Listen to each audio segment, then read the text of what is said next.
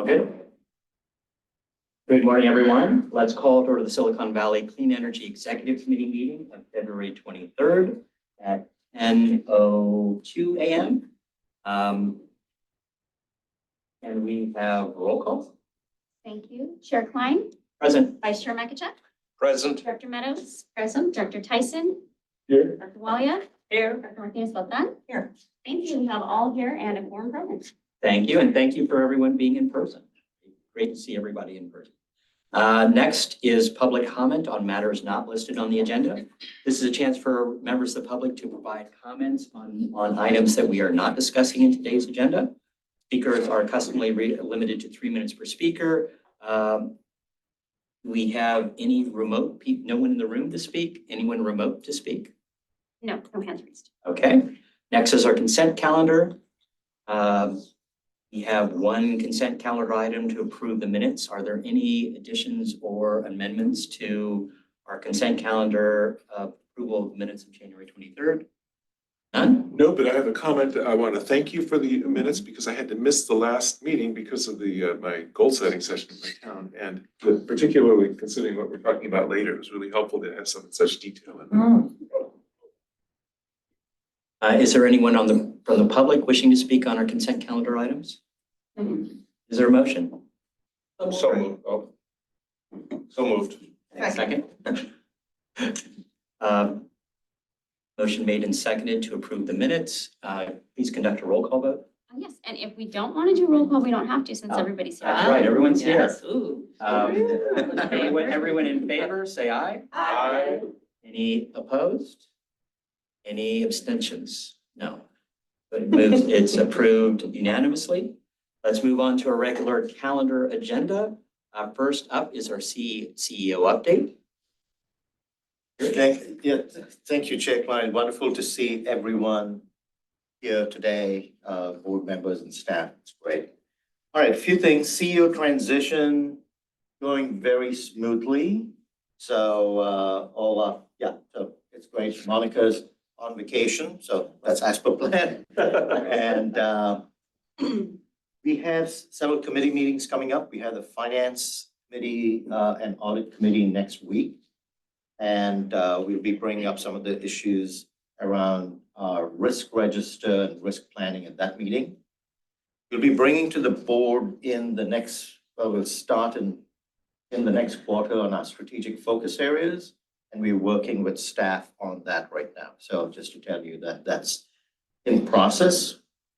Wanted to extend the invitation that I made the last meeting in terms of education, learning, orientation. If there are specific issues you would like a briefing on, please do reach out to us and we'll for you. And then last, the Cal CCA, that's our trade association, has its annual meeting on April 16th and 17th. It's local. So far, I believe 3 board members have signed up and 3 of things. They're all on the executive committee. Highly encourage you to attend. So we'll give you a sense of the broad landscape. It's really good. I'll cover a little bit of campaign also. Okay, yeah, just connect up with Andrea, and that's all I had, Chair Klein. Thank you. Any questions or comments for? I'll just say I'm on vacation during that, so I'm not, it's not through lack of interest, but. And for me, I want to attend. I think I'll only be able to attend the first day. We have a day of interviews for our potential city attorney that we'll be interviewing on the second day. So depending upon where that day stands, I might be able to cut out early and come in the afternoon. I know second day is supposedly more local based, if I remember the agenda. Even spending a day there would be very, very. So I'll definitely be there Wednesday, but that's on my calendar, but that Thursday is currently up in the air depending upon how interviews go or what interviews are scheduled. Thank you. And then I'll Question? also try to make a point to be there again as well, but I'll be in Sacramento. So I'll coordinate with you and Dre just when I can get there. Any other comments or questions for the CEO? Any member of the public wishing to speak? No hands raised. Thank you very much. Next up is item number 3, recommend the SVCE Board of Directors adopt SVCE's Load Management Standard Compliance Plan. So this topic was first introduced last month, of course, and the staff is bringing a compliance plan back for recommended approval for our Board of Directors. We have Sitali joining us. So, Siglali. Hello, yes, thank you. Andrea, were you planning on sharing this slide deck? I'll have that up. Okay, great. Thank you.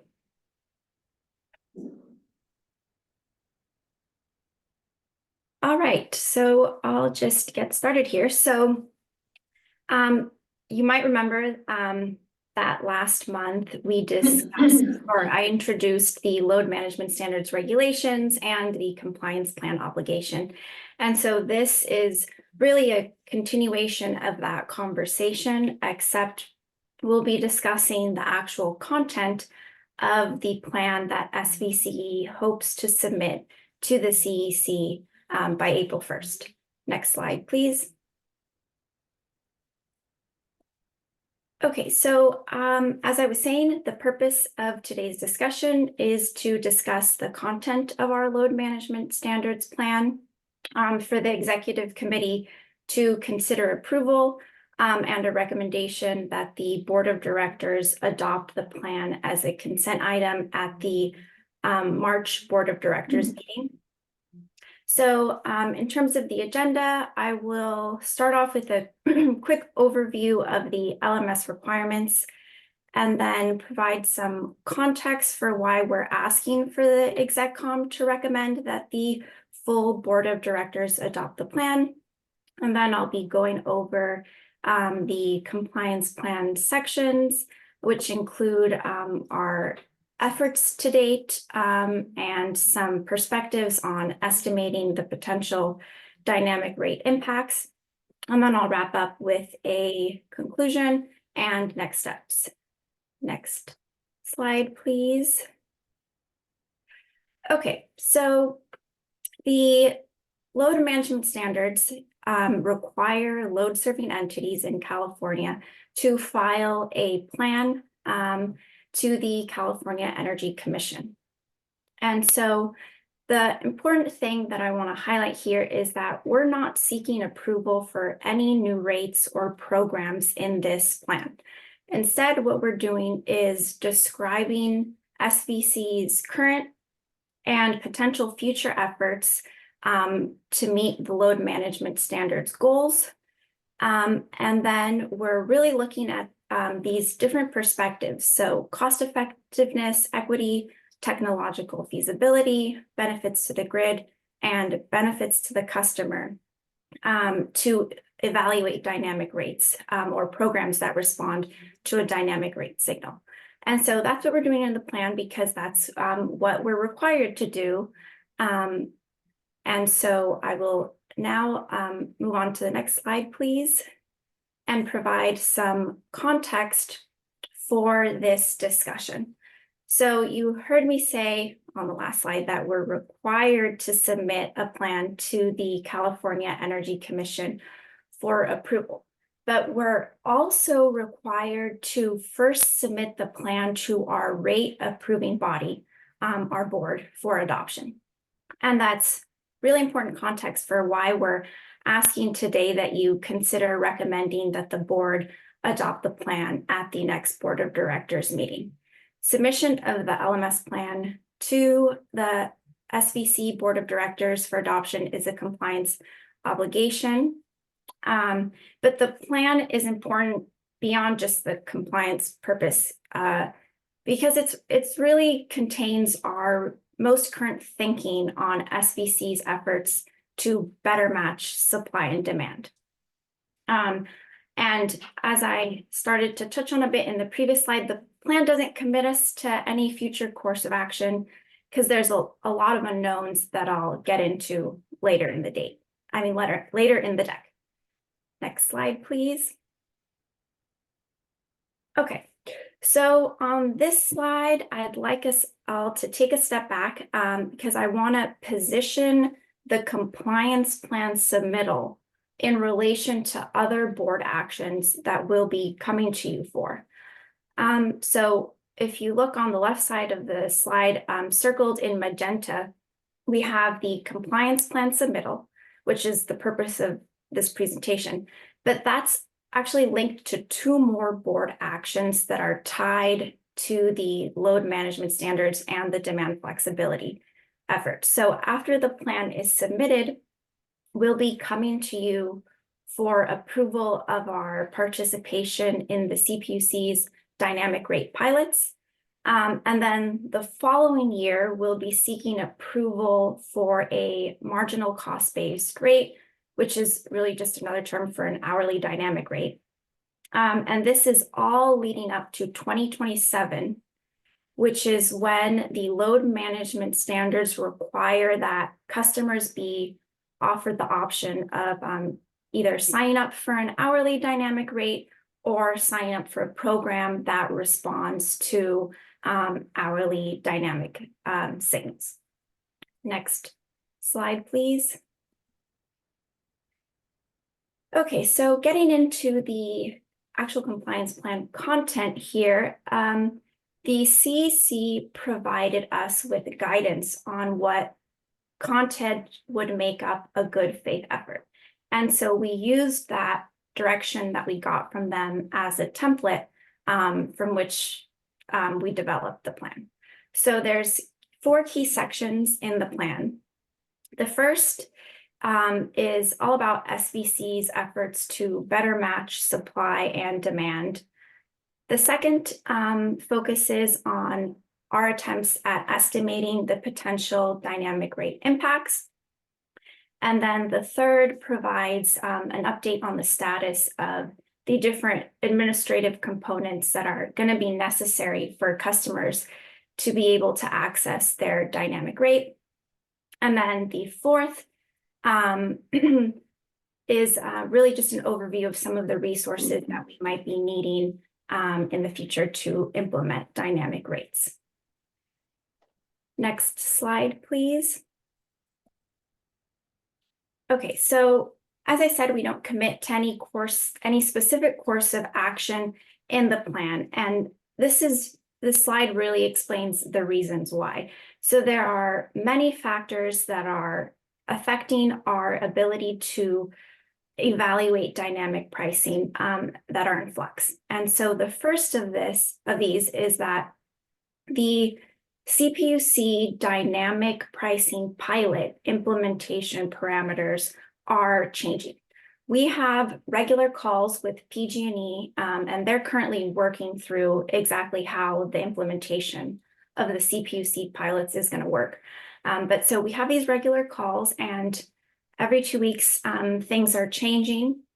The second issue is that the tools that are going to support customers' enrollment in dynamic rates are still being developed.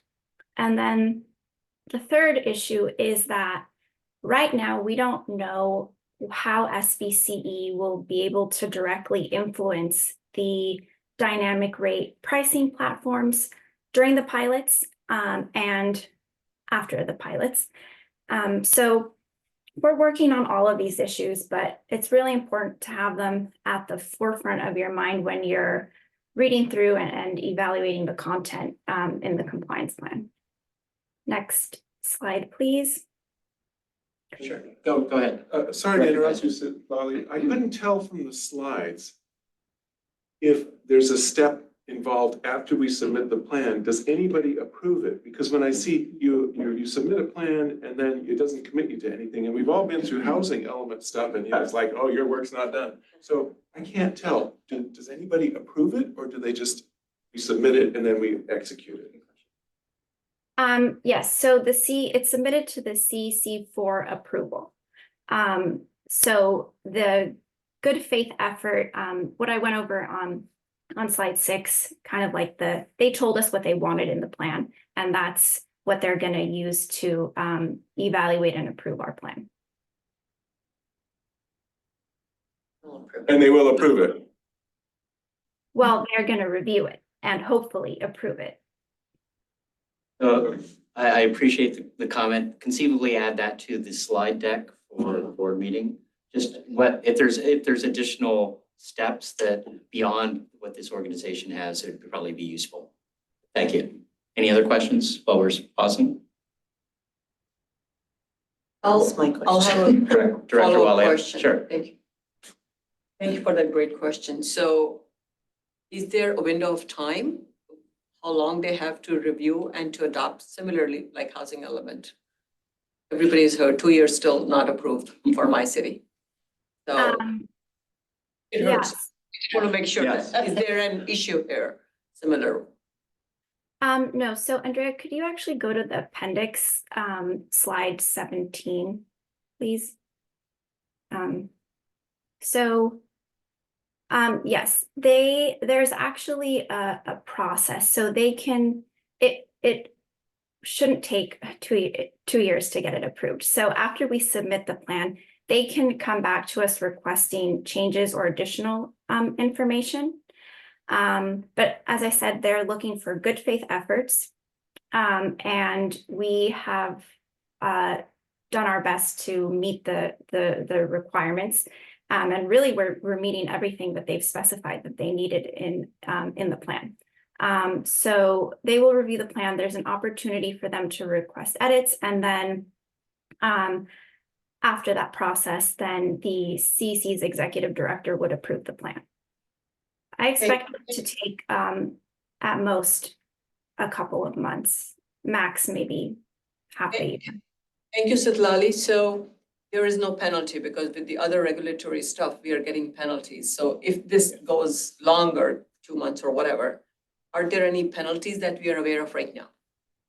No, so if they find that we're not compliant, then they can file a complaint with the CEC, with the actual Energy Commission, because the CEC's executive director is the one approving it. So if he finds that we're not, or if the person in that role finds that we're not compliant, then they can file a complaint with the CEC or seek injunctive relief, but there's no citation program in place. Okay, thank you. Yeah, I saw that. Thank you. Girish? Yeah, so it's actually following up what Tina asked. Just to give you context on this, first of all, this is the California Energy Commission. It's not the CPUC. So Right. you're very used to hearing us talk about CPUC. We very often use the word compliance in relation to the resource adequacy program, which has associated penalties and reliability impacts. Just want to say in terms of calibration, different agency, this is a lot more strategic for the long run. And actually, this very concept will be teed up for you in strategic focus areas. And you're going to have a lot more reps over the next several years in talking about this general areas. Thank you. Thank you. Vice Chair? Oh, sorry. Go ahead. Director Mattis? I was just gonna say very quickly, the fourth bullet point in slide 17, it doesn't matter, it talks about annual reports demonstrating implementation. So I think that's part of the loop that keeps us in good graces potentially, so. Thank you, Vice Chair. This is a very sensitive point to all the council members here because of the housing element. So you probably are aware of the interest in this. But my question is, have other CCAs or load serving entities submitted plans? Are we the first one? Are they all due at the same time? Can you give us some information on that, please? Yes, sure. So all the CCAs are going to submit their plans at the same time. So they're all due April 1st.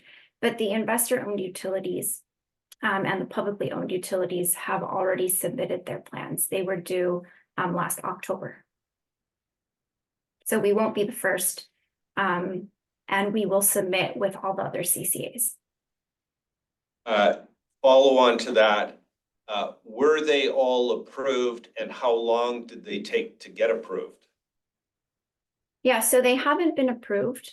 But my sense is that the California Energy Commission wants to wait to get all the different types of load serving entities plans before issuing approvals. They're spacing out their review time. They're giving themselves. Hurry up and wait. Okay, yeah, continue with the presentation. Thank you. Thank you. Okay.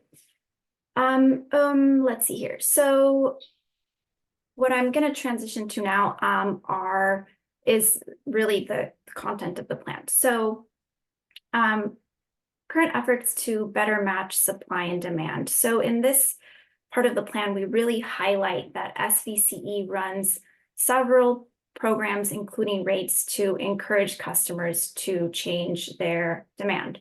So for example, we have SVC's e-elect rate, the electric homes rate, which increases the cost of electricity that's used during peak periods by 10% relative to PG&E's gen rate, and then provides a 30% discount on electricity that's used during off-peak periods.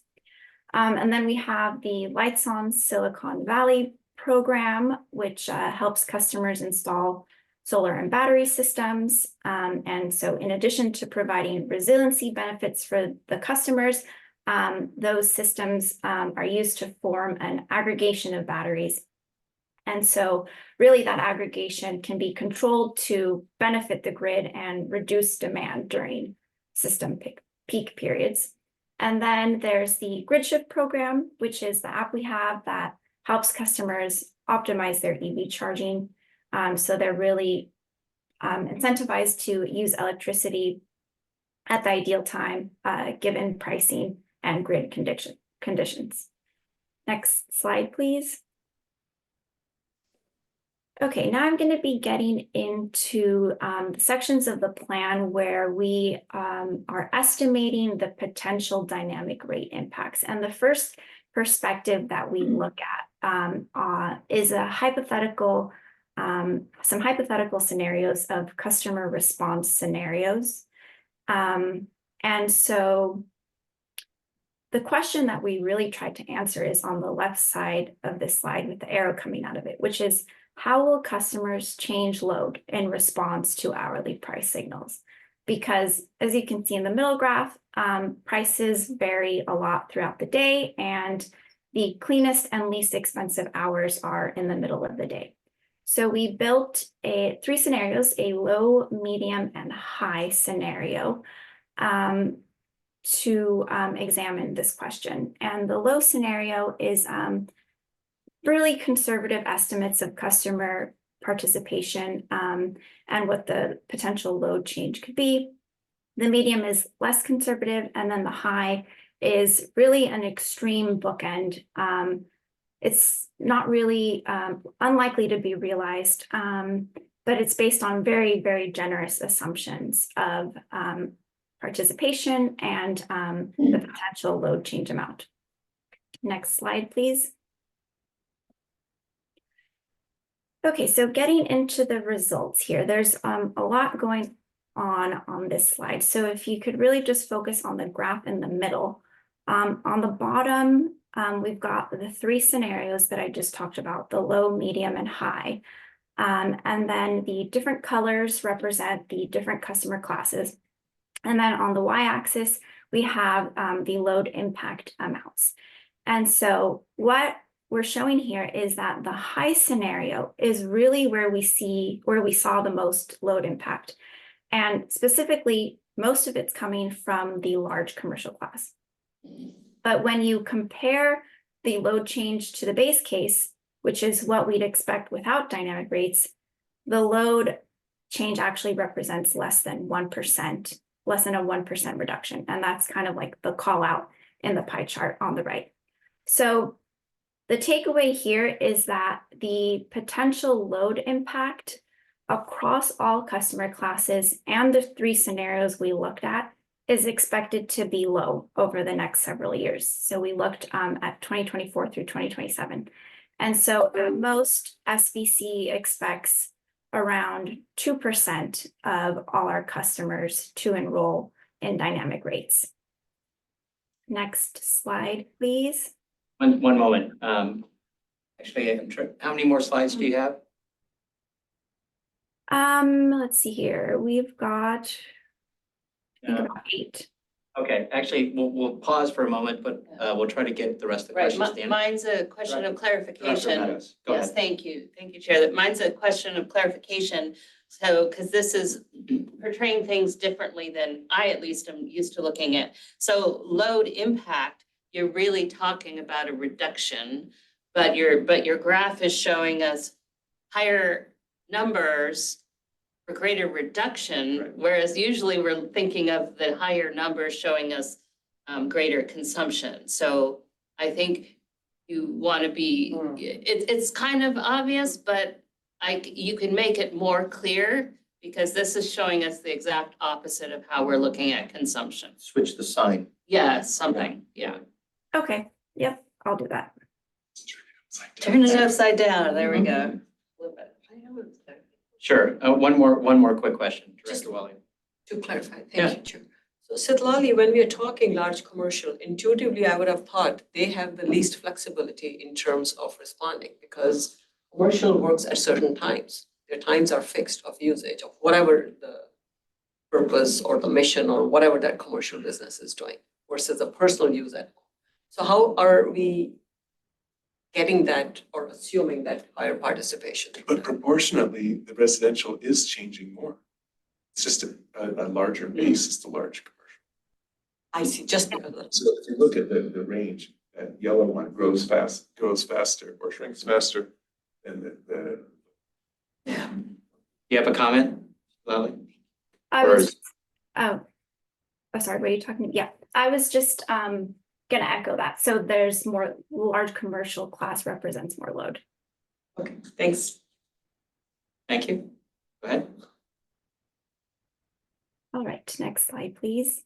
Okay, so now I'm going to move on to the second perspective we looked at when looking at or trying to estimate the potential dynamic rate impacts, and this is the equity lens. So SVCE has a lot of programs that strive to provide underserved communities with electrification opportunities and tools to change their demand. So for example, for the Future Fit Homes program, we have additional rebates that are available for low-income qualified customers.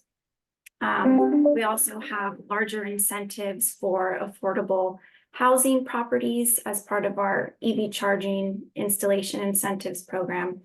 And so when we started thinking about what the potential impacts of dynamic rates would be from an equity perspective, we really landed on the key barriers that would need to be worked on.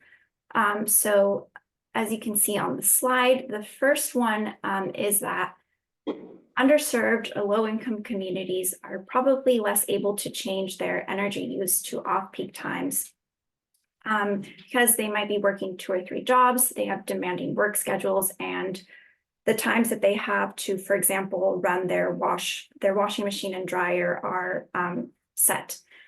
The second issue is that they may lack access to smart appliances and different automation technologies. They face financial constraints, there may be language barriers, and then they're more likely to be living in older or rented homes. And so those are the barriers that we really think will need to be worked on in the coming years to enable underserved communities to really benefit from dynamic rates. Next slide, please. Okay, so the third perspective is the technological feasibility lens. And so the systems and related process issues that we're seeing have to be resolved for SVCE to be able to successfully implement hourly rates or programs that access hourly rates. And so the first thing is that we really have to be able to differentiate our pricing and our programs from PG&E's offerings. And the CPUC dynamic rate pilots and the systems and the processes that are being developed right now, we've noticed that they don't always consider CCA priorities. And they seem to be requiring a manual effort for a lot of things that really should be automated. And then the third issue is that we have faced challenges when interfacing with the MIDAS, which is California's hourly rate database server, which is where the dynamic rates are going to be housed. So those are some of the issues that we're still working through and that we have identified in the plan as needing to be resolved. Next slide, please. One moment. Just quick clarification question. What do you mean by appear to require manual / labor intensive effort? Can you just give a little color on We're that? all wondering what is happening. Sure. Yeah, so like I said earlier, we're working through with PG&E the process of how these things are going to be implemented. And so a good example of this is we had asked, well, if we have a rate change, how are we going to implement or share the rate change and put it into the pilot systems? Because these are CPUC pilots, so it's a different system that we're not operating. And they said, oh, you can email us the change, which is really, we were surprised by that. So that's just an example of something manual that really should have a system process instead of like a manual email being sent. Okay, go ahead. Okay, so the last lens that we looked at when estimating the potential dynamic rate impacts is the customer benefit lens. And so, as I said, the rate structures for the CPUC's dynamic rate pilots are still being sorted out. And so we can't really evaluate the customer benefits of dynamic rates without first seeing how customers are responding to the signals. And so we really took a qualitative approach to this section in the plan. And we highlighted that customer benefits are going to depend on two things. One is customer acceptance of the new complex rate structure. And then the second is customer access to automation technology. Next slide, please. Okay, so some concluding thoughts here. We are already contributing to meeting the load management standards goals through our current program and rate offerings. And we plan to continue encouraging the use of energy at off-peak hours to improve the grid's efficiency, reliability, and greenhouse gas footprint. And then finally, we're planning on evaluating the outcomes of the CPUC's various dynamic rate pilots, and that'll inform our work on better matching of supply and demand in the future. So really by recommending adoption of SVCE's load management standards plan, the executive committee is not only going to help support demand flexibility efforts, but also support our compliance with the load management standards. Next slide, please. Okay, so just quickly, next steps and a note about the pilots. So next month's Board of Directors meeting, we hope to finalize the adoption of our first compliance plan and then submit it to the CEC by April 1st. And on the pilots, we have been working and we continue to work with PG&E on the implementation details. And once those pilot structures are actually finalized, then we will share more specifics with you and board. And the full board, I mean. And yeah, I think that's it. Any questions? Sure, I'll kick us off. Are all the plans that are submitted public, I'm assuming, before they're approved or while they're going through the approval process? Sorry, when they're going through their approval process. So we submit our plan and you said that there are already other agencies that have submitted their plans back in October. Are all those currently public? Yes, they are. So my follow-up then is is how does our 30%, 10% compare to what other agencies are doing? So actually, so different agencies have taken different approaches. So some of them are really didn't do any analysis at all and just are saying, well, no one's done this before, so we can't actually analyze what the impacts would be. Some agencies have just said focus actually on mostly on the feasibility issue. So we're not the only load serving entity that's been facing issues with, for example, the database. And so some of those plans are focused on technological feasibility, and then the IOUs focus on the CPUC pilots because they're the ones that are administering the pilots. So their plan is just talks about, well, this is exactly what we're going to do. We're going to operate these pilots and then report back on the results. So do you have a good, I'll say, spreadsheet just to do a comparison? And I think it won't be an issue to have the board kind of approve this. So here's our submitted plan, but it would be, I think, useful for the board just to get a lay of the land of how other agencies are dealing with it. I think that would be at least useful for me. It's not the decision point, but it is kind of an educational thing just to try to figure out where we stand in comparison and as plans are approved or not approved. And that would also be a thing. I think it's an ongoing spreadsheet that as this topic comes up again, what agencies have been approved by the CEC. So just kind of lay that ground as we move forward and as other CCAs also submit plans to kind of deal with this unknown to some degree. So I'd appreciate that in the future. Vice Chair, do you have a question? I have actually quite a few questions. I think this is very interesting and very relevant and very important. And I also think that our brand, Silicon Valley Clean Energy, we should be leaders in this and leveraging technology. And I appreciate the complexity when talking about this, communicating with customers, not necessarily commercial customers, but the residential customers and the language barriers and the diversity that we've got here. So I think this is very important going forward. And I'm wondering, my overall question, and this is kind of for the executive committee, is should this be on consent? Now, that's kind of, don't have to answer that, but that's one of my questions because I'm wondering if we want to educate other board members and the public on this. And I'll just go through in the order that I wrote the questions down. When you talk about marginal cost can be all kinds of things. It all depends on what your horizon is. As a CPA, I can say marginal cost is whatever I want it to be honest with you. You know, it can be high or low depending on where you are with demand, right? Marginal cost at any one point in time.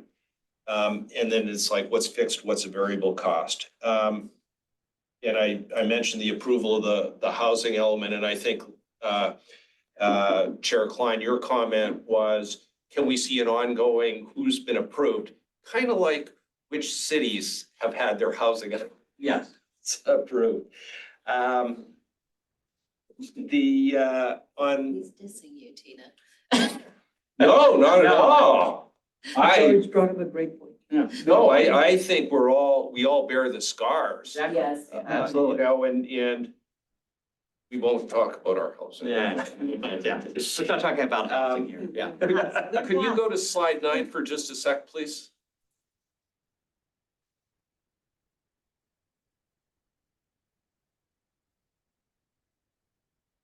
While she's searching for slide 9, I just really think this is important, and I applaud you for this presentation. The graph on the left-hand side, the graph, you know, I believe people deal with price signals more than anything. And if you say, what's marginal cost, what, you know, give me a price signal, I'll react to it. unless you're price insensitive. So for example, if it's like, here's what the price of power is, and in our household, it's like the washing and the drying has to be done. We won't move our time. It's like, it's gotta be done, just get it done. So we're price insensitive, but a lot of people aren't. But we are price sensitive to the big numbers, for example, EV charging. And if you've got pricing that corresponds to, you've got retail pricing that corresponds to the CAISO pricing, then those signals are super important. The slide 10. By the way, the duck is looking more like a swan. Look at the size of that neck. Does this include increased demand from EV charging going forward? And in your time horizon in all of your analysis, and you don't necessarily have to answer that because we're dealing with a plan, but I think that in our household, EV charging dwarfs everything else. Like it makes everything, get lost in the rounding. Yeah. I can take that if you like. So what this is we're starting with the 3-year forecast, our established 3-year forecast. So that includes EV growth and all the other electrification stuff. And then we're looking at incrementally addressable load that's not currently shifted out. And from there, what we don't know is how dramatic that price signal is going to be, because that's going to drive a lot of behavior. And then the things we can't control are marketing and outreach on top of that. So that's kind of the difference in the scenarios, but they all start with that solid foundation of our existing forecast. Okay. I'm glad you mentioned that, because one of the things, Adam, that you explained to me some time ago was how big is residential versus the other customer segments. And when I look at this and I see the residential, it's not a very big slice of the pie. Go to the next slide, please. And I'm wondering, underserved communities, how big is that relative to the residential? Like, is it half? Is it a quarter? Is it 10%? I mean, I don't know, but what I learned from, one of the many things I learned from you is like, look where you can move the needle. And if we don't move the needle here, then, does it matter? So, and then this is kind of a recent experience that I had, and you talk about smart homes. Network connectivity is absolutely critical to a smart home. And I've got a rental property, and the one tenant moved out, and then the next tenant moved in like a month later, 3 weeks later. Not having an internet connection was horrible, because all of a sudden my garage door opener wouldn't work, my solar panels, I wasn't getting the signals from those. It's like all of the things in a networked home all require connectivity. So, where you don't have connectivity, whatever, anyways, it's just an observation. If you could send the links to the other plans that have been done so that you can actually, for those who want to click on them and take a look, the PG&E and the investor-owned utilities. And then if you've got a draft plan, that would be interesting to see, understanding this draft. Then my final comment is, if you're an investor-owned utility and having gone through several general rate cases and looking at one for San Jose Water Company going forward in the current general rate case, there's a big difference between what are the operating costs and what's the CapEx and what's the capital cost of something. And the more PG&E can put into the capital cost, they will earn their regulated rate of return on that going forward. And then, if it's OpEx, then they recover their costs. So those are kind of a number of my questions and comments. but I really think this is an important plan to. See ya. So if I may, Yes, you may. all great points, just one from a time management standpoint and where you plan to spend your time as a board. I would suggest we keep this on consent. We will be having a study session on even a broader topic on pricing, affordability, and rates. Because this particular issue is around a compliance obligation we have at the CEC. There are many other issues around rates and affordability. Coming to your point about the importance of it. At the March meeting, we have the mid-year budget. We have the FY23 audit. We have the financial stress test.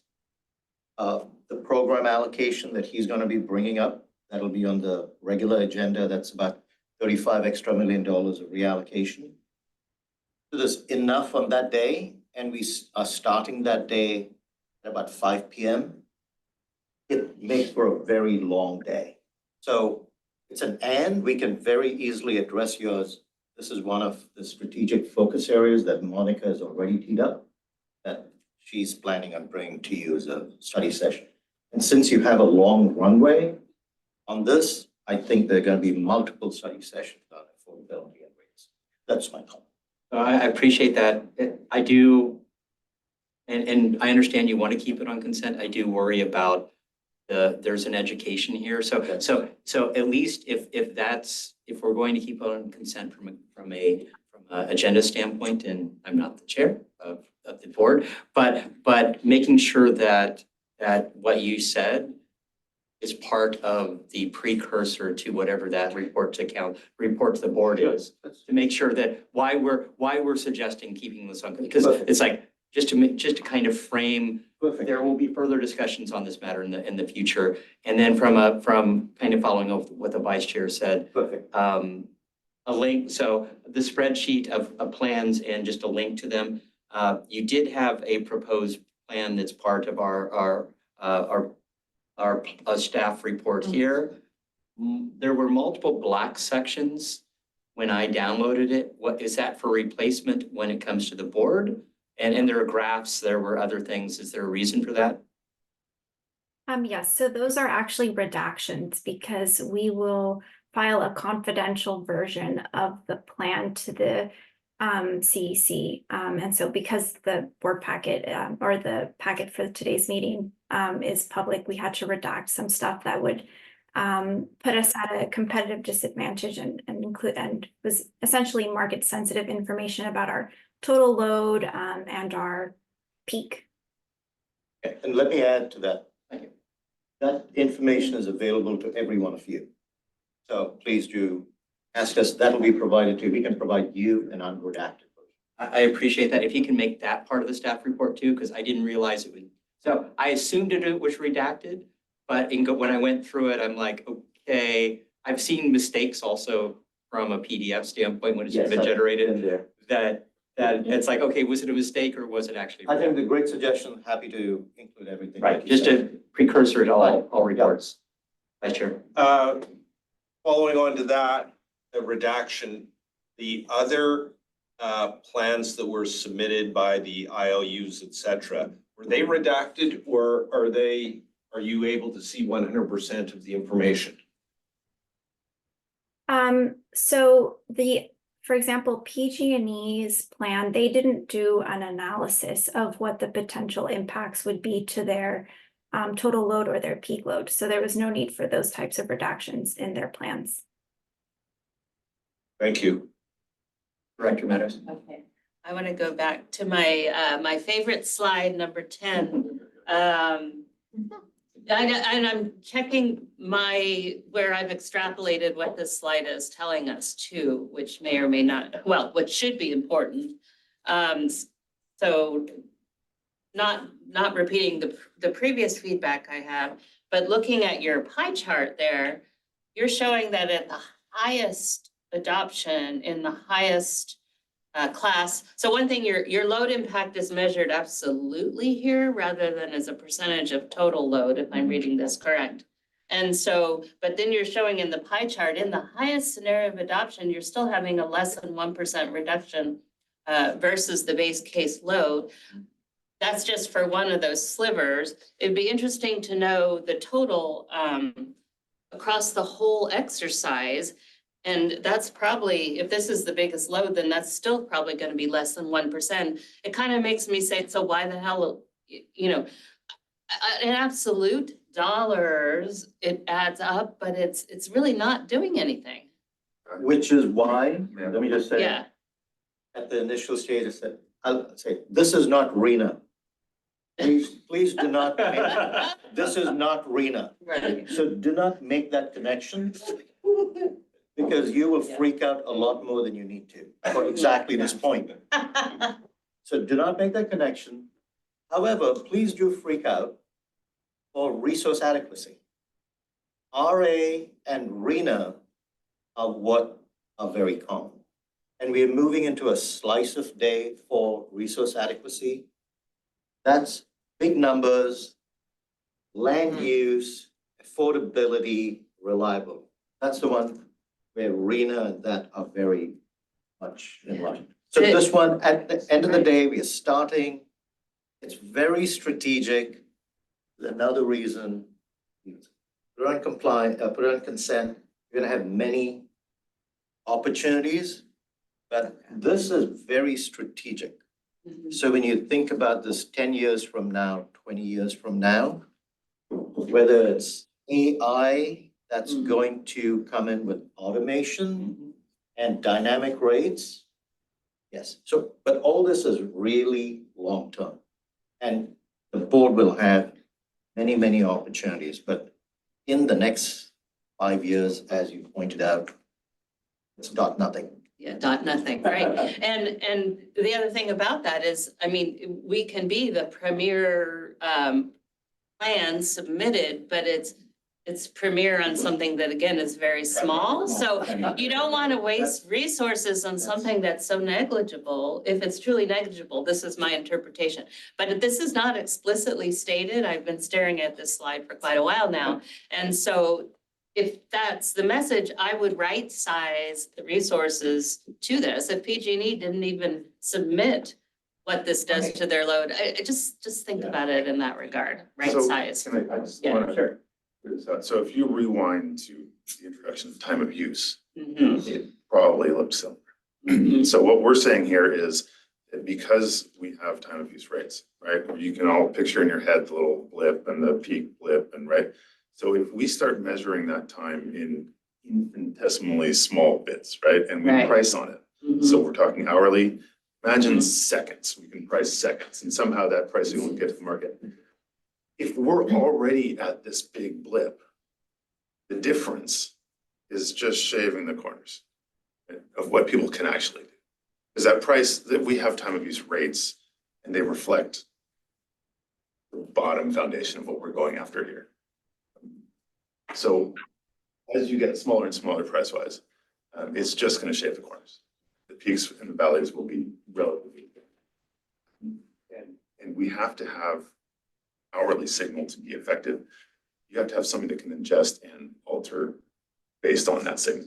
So commercial is going to be one that's going to be very simple for them to take an hourly price signal and use that in their math on how they operate. It's going to be much more difficult for, or incrementally nothing for your washing machine at home to make an hourly decision versus the time. Well, it'll drive the technology to allow this to be done in the background, because I think having it done manually is just not gonna make a difference. Anyway, And I think it leads to programs that we need to help yes. underserved communities or whatever, giving them the technology to enable this to actually make a difference, but. 10 years from now. it'll be- Exactly. Right. Director Martinez. Thank you. All great points. I wanted to just talk a little bit about us as CCAs, given that we are having to do this plan and be in compliance. It would be interesting and I think effective to see if there was some communication across those lines talking about, on slide 12, it also caught my eye when you talked about CCA priorities and how it requires a lot of labor intensive resources on our part that the CPUC is not recognizing. And I just think this is a good opportunity where we could call that out. If everybody is doing this compliance plan, then maybe we could talk so that everybody is also calling that out. And I don't know if that has happened, so that's Yeah, that's a great idea. We are coordinating with the other CCAs, so I will bring that up at our next call. That's awesome. Okay. And then the other question was, and we've kind of already talked about that a little bit, the marketing on dynamic rates, because it is so, can look negligent, you know, what, are we looking to target, whether it's with A or however, to basically do the analysis on our big, where there is big gains and maybe have, you know, kind of focus and start there? Yes, absolutely. And ELEC is a perfect example of that, Okay. where we have a very strong price signal. We have reached out very carefully to a group of our customers that can be successful in that. Waste the opportunity, right? Right. And the education that we're providing them is about affordability, right? If you take control of your rate, you take control of your bill. And that's working very well. We have open invitation from that community to tell them more, tell them how they're doing, tell them, you know, how effective is it? So we found great marketing opening there. Okay. Now, is this in commercial only, or is this also in residential, looking at our different segments within residential? Because different uses depending on households and income and all that. That one is purely residential. And what we're seeing is people that care more, that are more impacted by that bill are doing more. And you've got the added bonus of care and fair and all these things, and it escalates very quickly so that your actual monthly bill is dropping significantly. Great, and then we'll use those as. You didn't even have to say, you could just. Director Tyson? How did you know? Did I signal already? Yes, you did. Okay. I'm You're so subtle, I don't signaling. even know. I saw a hand go, Ray. I do a little twitch, you're right. So Sid Lally, I liked your presentation. I thought it was well done. In terms of my original question about the consequence, all you have to do is take that appendix slide and move it into your main presentation. I'm Yes. just suggesting, I think Yeah. that would do the trick. The other thing we're talking about here is this ramp up, and I commented on the swan. I think the swan is going to turn into a giraffe with sort of a rump. Okay, and what I think that means is, let's be alert to the fact that maybe that dial won't be $40 per megawatt hour to 100. Maybe it'll be 10 to 200. And how will that change things? So just looking ahead in the future, because we're talking about this because we have a disconnect. We have this surge here we can't easily manage, and it's going to get bigger. And my final observation sitting here is to say, why would people not change look at those of you who still buy gasoline for your car. In your town, is there a high price gas station and a low price gas station? And do people still go to both of them for whatever reason? And so it's just, people are indifferent to certain things, but then there's a point where they say, oh, 40 cents more, and I'm not paying that. And I'm going to drive, I'm going to do it. So driving is the equivalent of figuring out how to time or use your smart appliances, I think. So just looking forward, I'm picturing that. Director Walia? Great questions, great comments. I'll make a quick comment based on what I'm hearing. I would recommend, as Jen would, what she's saying. Put this in consent. Great point, Director Meadows, you brought up that. What's the impact? Big gains, small gains in the big scheme of things. And the workshop coming up maybe a few weeks later, a month later or so, as long as the board is aware. Joseph on consent. That's a great solution.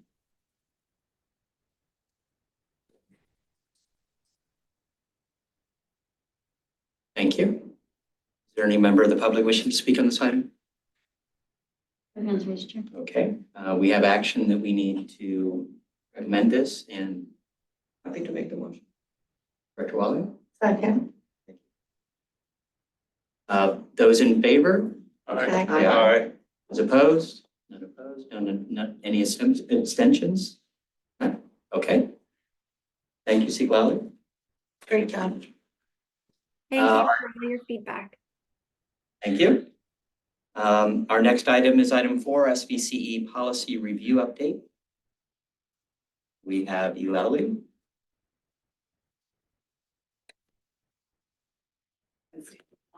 Matter to me if I. Wherever you want. Oh, and you're in control. I'm in control, I'm not in. Good morning, everyone. Yeah, Ilole, I am the HR director. For those of you who aren't yet familiar with my face, happy to be here in person with all of you today. And want to just take the opportunity to quickly share what we're working on. Whoops, I'm already ahead of myself. I'm too much in control here. To talk about our policy maintenance. So as we have grown as an agency and matured, obviously we have policies that are out there and the purpose behind them is to make sure that we're compliant. We have good business practices that are transparent to our public, that our board agrees to, et cetera. And as we continue to grow and times change, technology changes, laws change, we need to make sure that we're very mindful and deliberate in creating a regular maintenance for these policies, making sure we're up to date, we're adhering to them as we need to. And so we want to be really deliberate about how we're setting a cadence to make sure that they're being reviewed, revised, prioritizing that time and space for our workforce to be able to look at those that they're subject matter experts and bring them back to you as needed. Now, a little background on this. We have right now publicly facing our 48 policies that our board has reviewed and agreed to. And some are very new, some of them have been out there a while, some have been updated, et cetera. So this is sort of where we are, quite a few in finance, quite a few in IT, HR, some that are additional thrown in there. So that's where we are at this moment. If you look at our peers in the CCA area, you can see where we are. We're the top one. We're number one there. And some of our other friends there, again, a lot in the finance space, which makes sense, some in IT, et cetera. So this gives you a little bit of understanding about where we are within our own space. So the question is, and I'll give you a hint, it's a trick question. How many policies should we have? Well, we need to have the right ones, right? So if we think about the definition of a policy and the purpose behind a policy that's board approved, is we want to make sure that we have written documentation that manages our standards by which our agency is aligned, right? Which our board cares about, which our public cares about. So these policies should really be something very specific on a mandate, prohibition, something that's very relevant to our mission as an institution and something that is, important as far as risk, compliance, et cetera. So when I think of what a policy should be, I think about something in our energy risk management, which I know was updated and approved recently. How we do our procurement, it's very important. A lot of risk involved. What our investments looks like, our financial reserves, how we handle our customer confidentiality. These are all very important things that need to be sort of transparent to our customers and that our board needs to be involved in, making sure that we're creating a policy that works for all of us. Now, beyond policies, there are other types of written documentation that we really need to be able to ensure the business continuity, right? And so at that board level, when we think about policies, we want these to be transparent to the public. The purpose is really that mandate or prohibition at that really high agency standard level.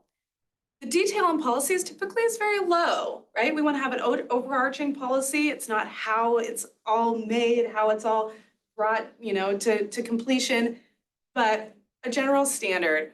And these need to be of very significant importance for us to make sure that we're getting the right ideas out there in front of you. So this is like thinking about our risk, our fiscal impact, our customer impact. These are things that we need to make sure that we have transparent and shared with the board and signed off there. You don't need every single detail on how we're going to execute it at a policy level. Now, there are other documents that are very important, and we want to make sure that we are also taking the time and space to have those updated as needed and shared with those who need to. So on the approval level, we give, CEO approval, other executive staff approval, or the CEO can delegate approval on something that's lower level than a policy, but something like a standard, right? So this is something that our workforce needs to know on how do we help carry out this higher level policy. Maybe it's an operational rule that doesn't need to be brought to the board to change every time, but needs to be, operationalize our business processes, and still a mandate, still an expectation, but not something at this higher level risk, et cetera. A little bit of a medium detail there. And again, it might be something that may change often to make sure that we can update our operations to be able to create that business continuity, keep up with laws, keep up with technology standards, et cetera. So that's delegated sort of at the CEO's authority level, and we need to change this operational more quickly and be a little bit more effective there. Below that is a procedure. So this is really how do we get all these things done, right? And that's much more detailed. Again, only transparent to the workforce, and it has a high level of detail, may change very frequently. Here's how you submit this. Oh, now we have a new tool and technology. We'll submit this in a different way. And it helps our business continuity to make sure that, should someone move along and another person needs to be trained on it, then it's all there. All important things here. So if we dig down into a level of detail of all of the policies that we have approved here under our 48 policies that we have approved, I've highlighted just a few examples, and we're just taking an initial cut of where we think we may need to make some different changes here. Now, in our little teal color here, I've just highlighted a few examples of things that are policies and need to remain policies, right? Our customer confidentiality, that's important. Some of my finance policies are very important to stay at the policy level, keep that board approval, keep the transparency to our public, et cetera.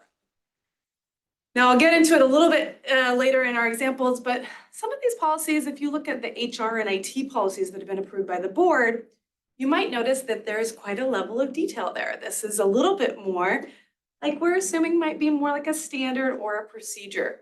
How do we handle our fitness reimbursement? How do we handle, our password protection? Some of these things that are very detailed, low level, and may change if we get a new tool on how to protect our passwords and we're no longer using Dashlane, et cetera. And another important point is for some of these things, we want to keep these less transparent, especially as our cybersecurity is becoming more and more of an issue. So by having some of these external to the public, we're giving away a lot of the details of our operational use. So just to give Go back to the previous slide before we. Okay. So the teal here represents. And these are just an initial cut, but just to give you some examples, teal is something that would remain a policy. Okay. In my, initial estimation here as we start. And the dark gray is what's not visible right now and what's. They're all visible. The dark gray is what probably shouldn't be visible. Okay, that's all I'm just trying to Yes. clarify. Mhm. Okay, thank you. Yes. So still we'd need an IT standard, like one of those in the teal should give a general IT standard, but maybe all those other ones might need to be something else. So to give you a little guess on the categorization of future state, just to give an idea. At this point, a lot of those are already policies at a board level.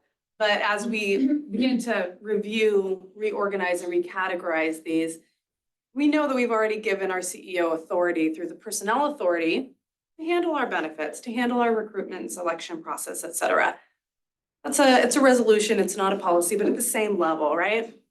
Below that, our CEO can delegate, what do our benefits look like? How do we handle recruitment? So there's a standard that may change operationally if we need to. And then below that, there's the more detail of the procedure. How do we handle our cash in lieu for those who aren't taking our benefits? How do we handle our fitness reimbursement? At what level is that reimbursed? What is the process by which you request that? How do we handle our recruitment incentives? And those are under really the authority of the CEO or his delegation. And so we probably don't need all those to be at that policy level. In the same way, as I kind of walked you through before, yes, it's important for us to make sure that we have a good standard for our business as far as what our information technology policy is. How that's standardized as far as a security plan, or how it might be standardized as far as a systems use is at a lower level, might need to be a little more agile there in how we change it. And then the very detailed on how we protect our passwords, our clean desk procedure to make sure that we are keeping everything very private, how we use our email. Those are really at the staff level procedure. So those are examples of how we may change things in the future as we start to review these policies, and we want to share what our project is here, what we're doing right now. And I gave sort of an initial cut of what we think we might be working toward. But at this point, what we're doing is reviewing, revising, realigning, potentially reassigning or recategorizing those policies that we have. Our guess, and this is not set in stone, but it may look like based on that review there is that those 48 policies maybe become maybe 21 policies, a few more, a few less, plus standards and procedures that are necessary for business. And we want to make sure we keep those up to date and be really agile in how we keep those going.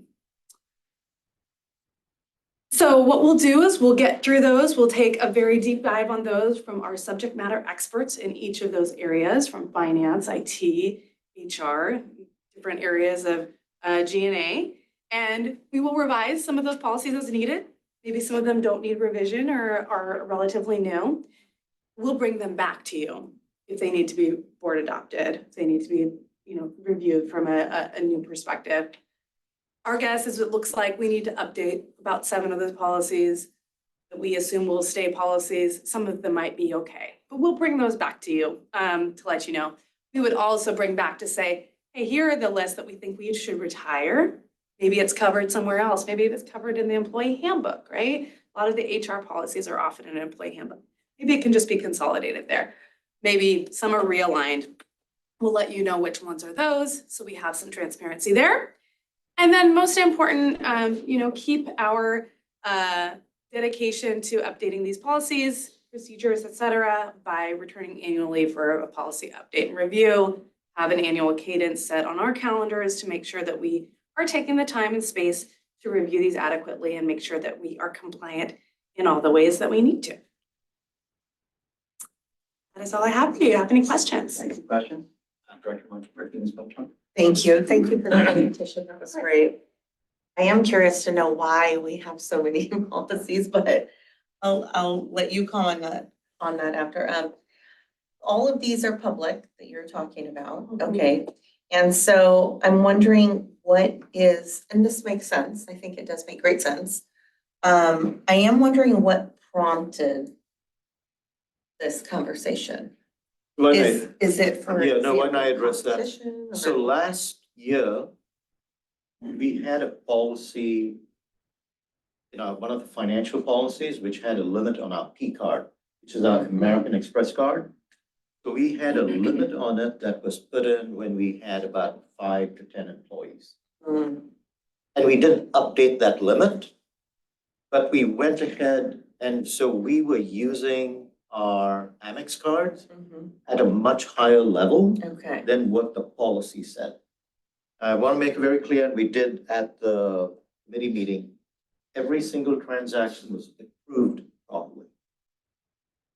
But we did go back and change the policy to reflect the greater size that SVCE had.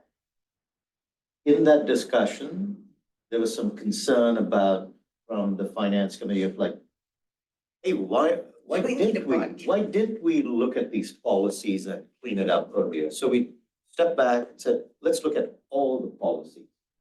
And so I would say the most important bullet in what Gia brought up was the last bullet in her presentation, which is there will be an annual review.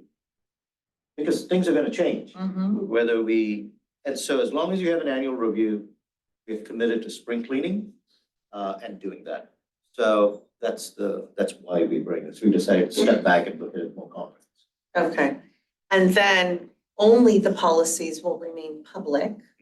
The standards or operations thereafter will Correct. all remain internal. Correct. Great, those are my questions. Thank you. Director Wale? Thank you, Chair, and thank you, Girish. We'll phrase it as a question, it's more a comment. Want to pretty much remark on that. The benefit I find in different committees at SVCE is phenomenal, the discussion we have. Because literally, Dr. Meadows was there, I was there at the finance committee meeting last year when one thing came forward which we didn't have an issue with, but the discussion around that subject led to all of us brainstorming as to where the future is. And to put it in the form of a question, is it because of the growth this agency has had?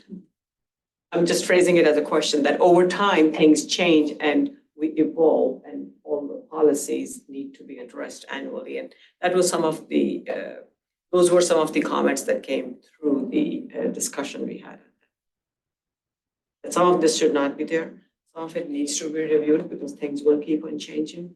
And I would actually say for SVCE to have 2 to 3 times more policies than other CCAs. Yes, we don't need them, but it actually is a good thing to have because we have been transparent. We have had work well. We need to cut down. Absolutely, we need to cut down. But I don't look at that as a negative. It shows the thought. That's the whole thing. The transparency is what. And that is why it was brought forward to the finance committee. So it's a positive. I know, Girish, you think differently. But why have so many? And I agree, why have so many? But we were so busy as an organization to keep moving our mission that this was something that stayed there. All good stuff. And I agree, a great presentation. Director Tyson. I endorse this change. It parallels what I see in the pharmaceutical industry where you've got policies, very few SOPs, standard operating, and then work instructions in the different levels. So this makes perfect sense. And my only caution to you is over time, we find this annual review. If you have a policy that you're going to review it annually, you'd better review it annually if you're highly regulated. Yeah. So I would say you might want to back off on that annual once you become more mature. Just put that in the back of your mind. That's fair enough. Yeah, right. You paint yourself into your own corner sometimes by creating your own policy. Or regular reviews. That's too broad. It's too broad. So I wouldn't do that. Okay, well. Director Meadows, did you have? Oh, it's made entirely too much sense, so. Thank you. So I'll be quick. So I appreciate the presentation. I do think, reducing the number of public-facing policies makes total sense and how we can condense them. That being said, I will make a few comments. Customer confidentiality, whether or not it's a policy, it has to be posted. So the question of policy versus statement, customer confidentiality, hybrid meeting, I think conceivably it's an external policy, mainly because it shows transparency. And it kind of goes back to what Director Wally was saying. There is a certain amount of policies that we do want to show from a transparency standpoint. A chair and vice chair vacancy policy. There's no reason why that can't be public. Ultimately, it is important just from a process standpoint that it's easily found. And the question is, if it's internal and the board wouldn't be able to see it unless it came forward. It's how we access that as board members.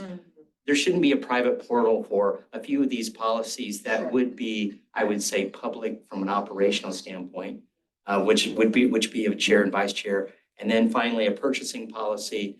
I totally agree that the CEO has final say on the majority of that. That being said, I think all of our cities have the CEO has full authority below a certain amount. And I do think that is a public policy that our board members as well as the CEO needs to know.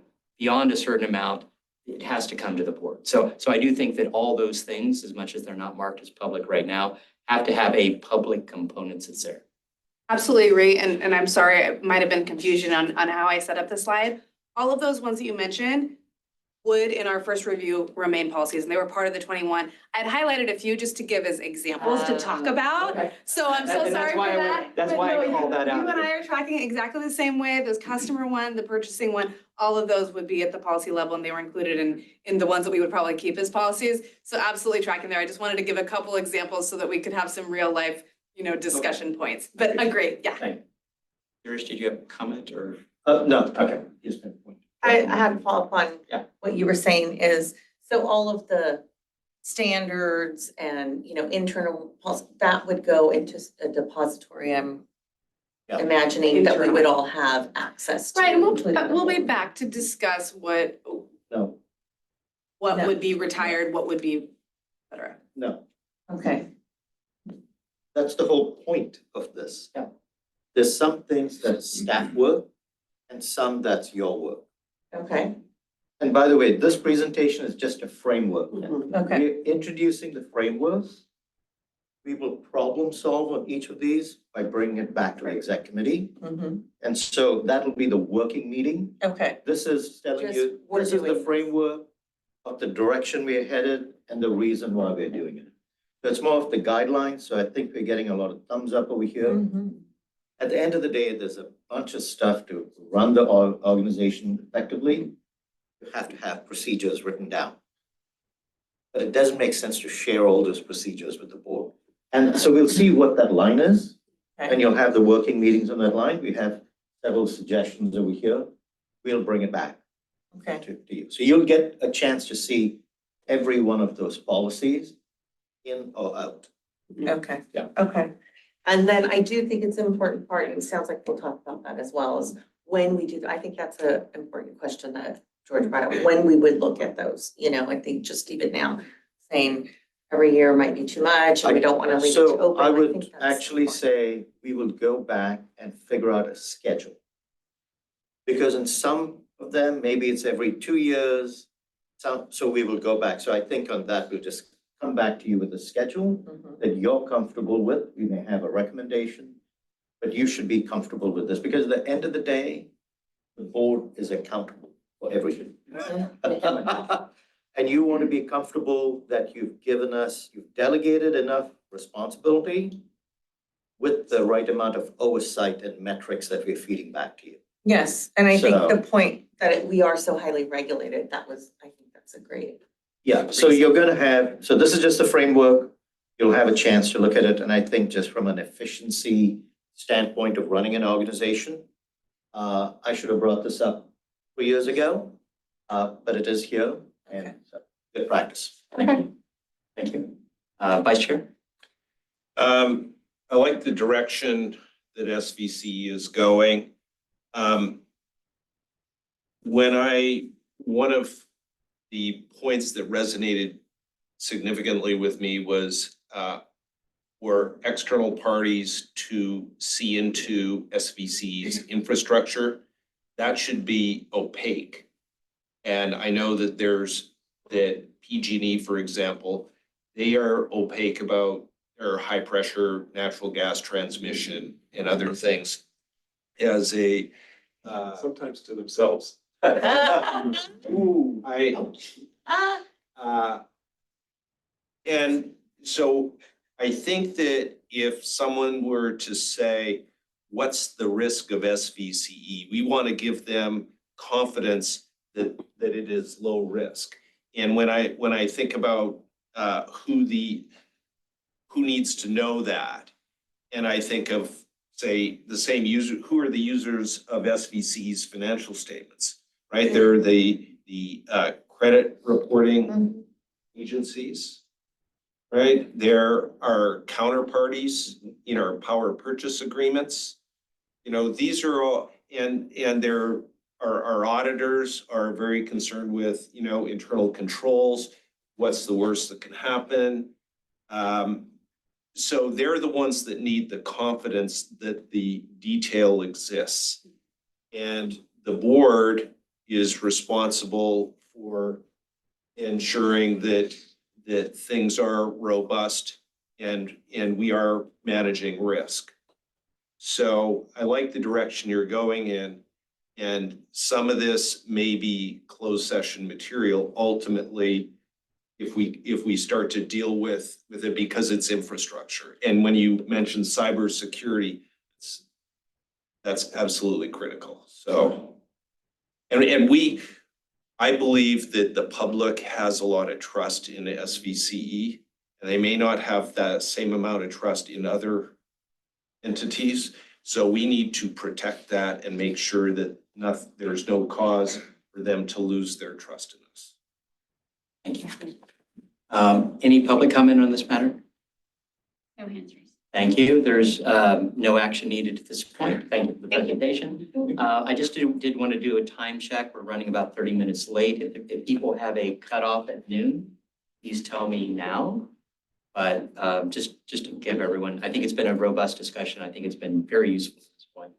Our next item is item number 5, assigning already allocated funding towards specific decarbonization programs. Favorite subjects. Justin? Great, thank you. Good morning, directors. Yeah, so this is, just wanted to reiterate, this is funding that's already been allocated. We're just talking about assigning to specific program areas and kind of some topics. We've done this before, kind of bringing it to you now at the same stage. So this is roughly $34 million, the bulk of which was added since the start of this fiscal year. This program's funding. You can see where we are in the process. Really, the goal today is to get any overall feedback from you all for my team to consider before bringing this to the board in March. You've seen this slide from me before many times, so I'm not going to belabor it. Just to say again, a reminder, we're trying to think about how we transform this market at scale. Policy is a really important lever. Policy only succeeds if we can kind of meet all of these different dimensions here in terms of affordability, awareness, equipment availability. And so that's what we try to do with our programs, both existing and the ones I'm going to be talking about today. Speaking of existing, I did just sort of want to recap, kind of looking at the end of fiscal year 23. So before this most recent funding was added, we have over 20 active programs right now with about 20% of our funds towards programs spent. Another 65% that is live, meaning open to customers, either to apply for an incentive or through a service that we offer. So the concierge hotline that customers can now call, that is something that's sort of, we consider live in that way. Or contracted, meaning that we literally have a contract signed. We're working on getting that program launched as we speak. As we go through this, we're kind of in the phase now really of spending a lot of effort to scale up those programs and continue to kind of pivot and adjust based on what we're learning. And there's some adjustments we can make to those programs, as I've included here in the case study. There's a lot of adjustments we've already made to future fit homes. But there's also some things that we learned that frankly are better suited to different mechanisms. So I'll kind of get into that a little bit more later. But that's what the process we went through here to generate this new list of program ideas. Now, speaking of process, don't read the slide. I just put it up there as it kind of shows we went through over the past 4 to 5 months as a team, a review of our existing portfolio, looking at who are we reaching, what are the impacts, what's the addressable market of these different programs and technologies, how they all kind of stack up. And then we generated dozens of new ideas based on feedback we've received, the data we're looking at, conversations with stakeholders. And then kind of match those up to the existing program portfolio to identify the proposals I'm going to talk through today. And I should say, since, you're kind of you're viewing the tip of the iceberg on some of these, right? And so today we are looking for feedback from you on these categories and some of the program ideas. As Girish stated earlier in the meeting, we have an open invitation for all of you. If you want to talk in more detail about any of these programs in specific, give feedback, ideas, questions, I would be really excited to talk with you about them. So please feel free to do that. But these are the 6 areas that I've grouped them into and talk through them. These are all the specific programs. I want to highlight here at this stage that over 70% of the funding is really going towards just 2 of these, the single family turnkey and community demonstration grants. And so I'm going to spend most of my time talking about those. So on the front of expanding single family customer participation, as I said, there's kind of one main program, which is that 14 million planned allocation, which would have 3 components. A no-cost installation offer for income qualified customers. So that would be similar to the multifamily version of this program we're running, but expanding it to single family. We would have an emergency water heater replacement offer. So people their water heater goes out, call us up. We either get them a temporary gas water heater if that's what's required, or ideally kind of get them a very quick heat pump install. And then a turnkey program, which would look like the no cost, program, but there would be a cost. So it's just like going through our normal rebate program, except instead you use the SVCE selected contractor for your install. So it's really about making it easier for people to participate, particularly those who maybe aren't energy savvy or think about this and they just want something to connect. The other programs on this slide are neighborhood scale electrification, which is really about finding clusters of homes that we can help electrify all at once.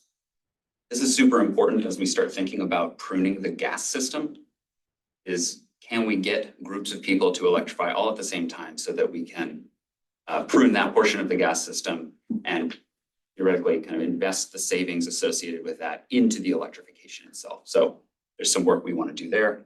And then portable heat pumps, we think this is important for renters, folks who maybe can't control purchasing decisions, actually making changes to the infrastructure of the home or live in a location where it doesn't make sense to a more central system. Okay, the other big one on customer awareness this time is the community engagement grants. This is really an outgrowth of some of the grant work we've already done. And for this time, we're sort of thinking about two directions, community-specific projects, which could be public EV charging, things that are really public-facing and public will utilize. And it could include more demonstration grants like we've done in the past. So it could be at libraries, schools, city halls, places that customers are going and really working to kind of normalize this story and journey of electrification that is happening. So that's kind of the projects piece. We're also thinking that we would open this to programs. So if there's a community specific, something that SVCE isn't doing, but really would make sense for this community to add like a technology that we don't incentivize today, but you really feel like would work well for your customers, this would be an avenue for that as well. And we're thinking there will be a portion of this that's dedicated and just allocated to member agencies, and then a portion that is competitive, and that we would open up to member agencies and other local organizations. And then other funding, eHub, that's our website and tools there. We're doing kind of a V2 refresh right now. So we're looking at the next 3 to 5 years there. And then programs marketing fund. So as I said, we have a lot of dollars that are live and available to customers. So we're really looking to invest more in the marketing side to drive uptake. All right, and then I'm going to go through these last ones pretty quickly because they're smaller. E-mobility incentives, that's both electric bikes and targeted EV rebates for income qualified customers, as well as education.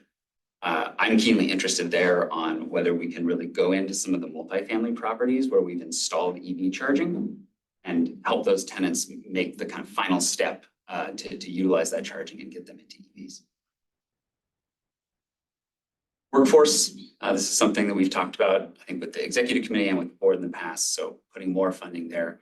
This one, we're still working on shaping kind of what the specifics would be because we've been having a lot of conversations with some workforce stakeholders in our area, and we want to continue doing that as we decide kind of where best to invest our funding to support this. But we're thinking about things like, could be supporting regional supplier diversity training in terms of working with contractors. It could be funding scholarships for more apprenticeship positions.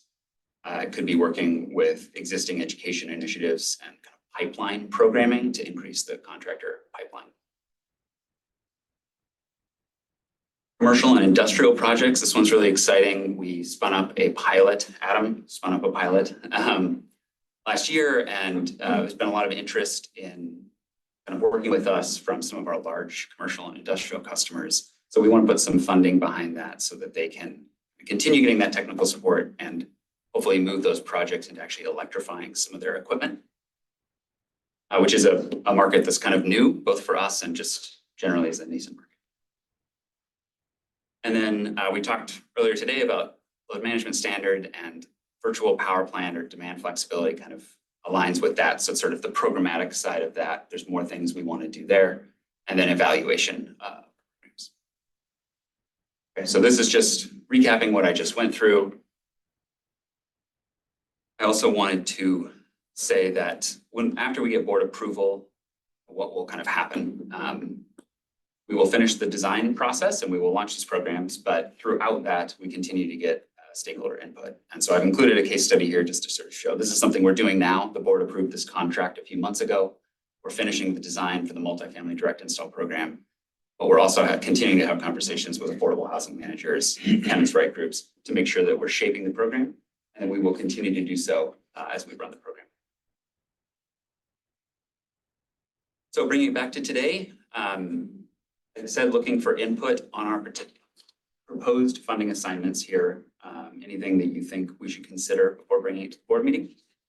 I did want to note, of course, that even with this approval, any contracts that we sign for work above $100,000 will still come back to the board for approval. So this is really about getting the direction correct and making sure that our team can keep kind of moving forward with what they're doing. With that, questions and comments? Thank you. Director Wallen? Thank you. Great presentation and went through it very quickly, very efficient manner. So this is all great. This is where we are helping the customers and we are helping our organization to spread. Talking of that, two very simple standard questions. What can the cities do to spread the message? The outreach. How can we partner with this? My city is currently, I had that question as such for a totally different thing. Talks about memory.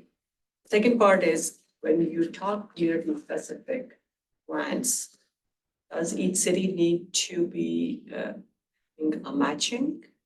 No, this wouldn't require matching.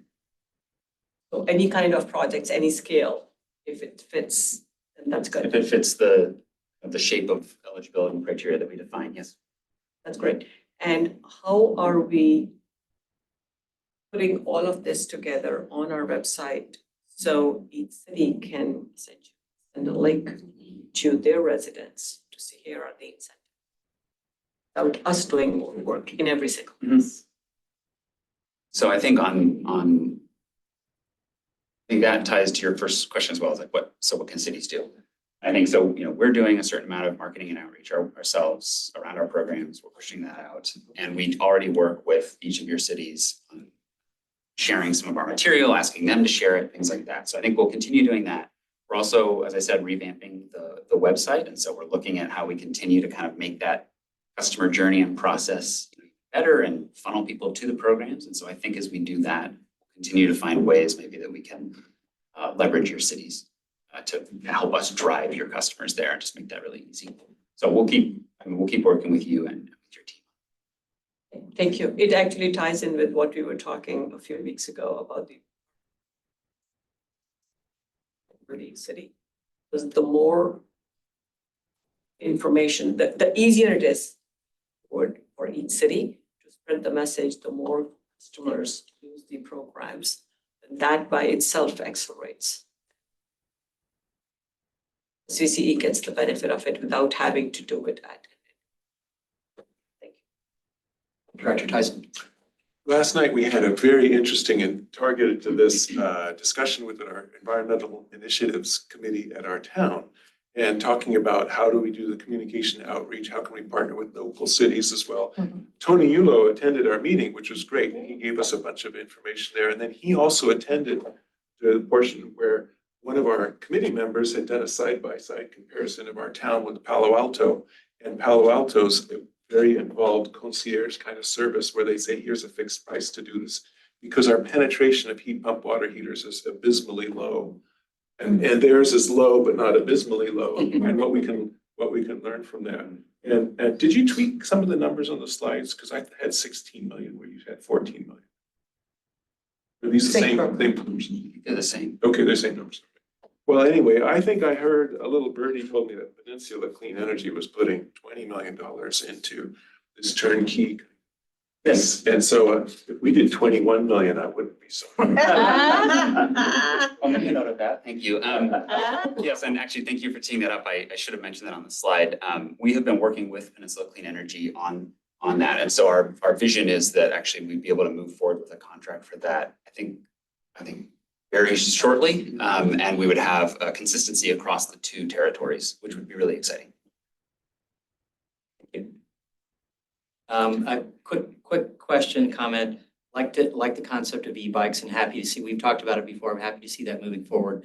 From a rollout standpoint, are we partnering with local bike shops in different communities? And there's not that many, but it's multiple of our cities have bike shops and trying to, from a city standpoint, and I know we like the EV from our EV programs and all that, a lot of our cities have had that you've supported, drive EV programs, but here's a point of sale possibility that I think would help our cities, help partnership and all that. And it's a local sales tax dollar. So it's also, let's say, very selfish from a city standpoint to say, okay, help promote a specific bike shop that if they have EVs or e-bikes, I think that's a positive thing. And then when you talked about C&I technical support and initiatives, are you focusing on manufacturing? Are you talking about trying to help them put solar panels on? How is that, improving manufacturing, I think, especially because it's a lot of times high load over,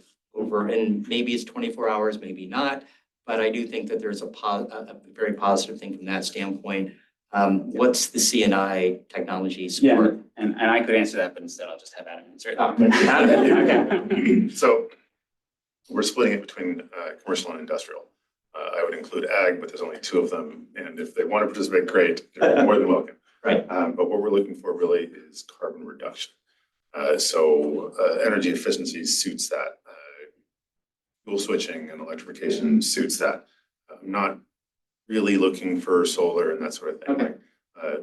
For example, we're running the pilot and our initial customer, the first customer we launched is an industrial, and found opportunity in kind of their air quality processing. They have a thermal oxidizer. Thermal oxidizer burns bad gas and makes better gas, right? So anything we can do to impact that is worth blocks and blocks of water heaters, Absolutely. So that's kind of the stuff we're looking. And just fantastic. Thanks for the presentation, and always happy to see this is how we make a real difference in our communities. And so love to hear what programs we're kicking off. Vice Chair? Thanks for the idea on e-bikes. I'll add that to my teams. Vice Chair? I'll follow up outside of this meeting, but I like the direction that it's going in. So this is all good and high visibility. Director Martinez, about time. Thank you. I'll also want to save the time here, so I'll talk later with you a little bit more, but I really appreciate you bringing this. I wondered if we had any EV and solar program packages. I recently realized if people are looking at EVs, they're also looking at putting solar on their home, because it is such a big, drain. So if we have anything around, maybe combining. We can think about that. We do have a tool on our website that helps customers consider solar, understand what it would look like, get contractor bids, and actually go through that process. Okay. So I think there's something we could do there to kind of help connect people we're talking to on the EV side with those resources, certainly. Yeah, it was like the 3rd time that I've heard that. I'm like, oh, I'm seeing a pattern here. Okay. So I love the bike shop one. We have specialized in it now. That's very exciting to me. Thank you so much for that. And then the other thing was the schools. I wanted to see how we were partnering with the schools and just see if we could maybe dig in there a little bit more. In our school district, we have a group, our CAP program came from, it was all done by communities, and the students came and put that together for us. We worked with them locally, and they had done some great work there. We didn't have the budget, and so we had volunteers who kind of wrote that.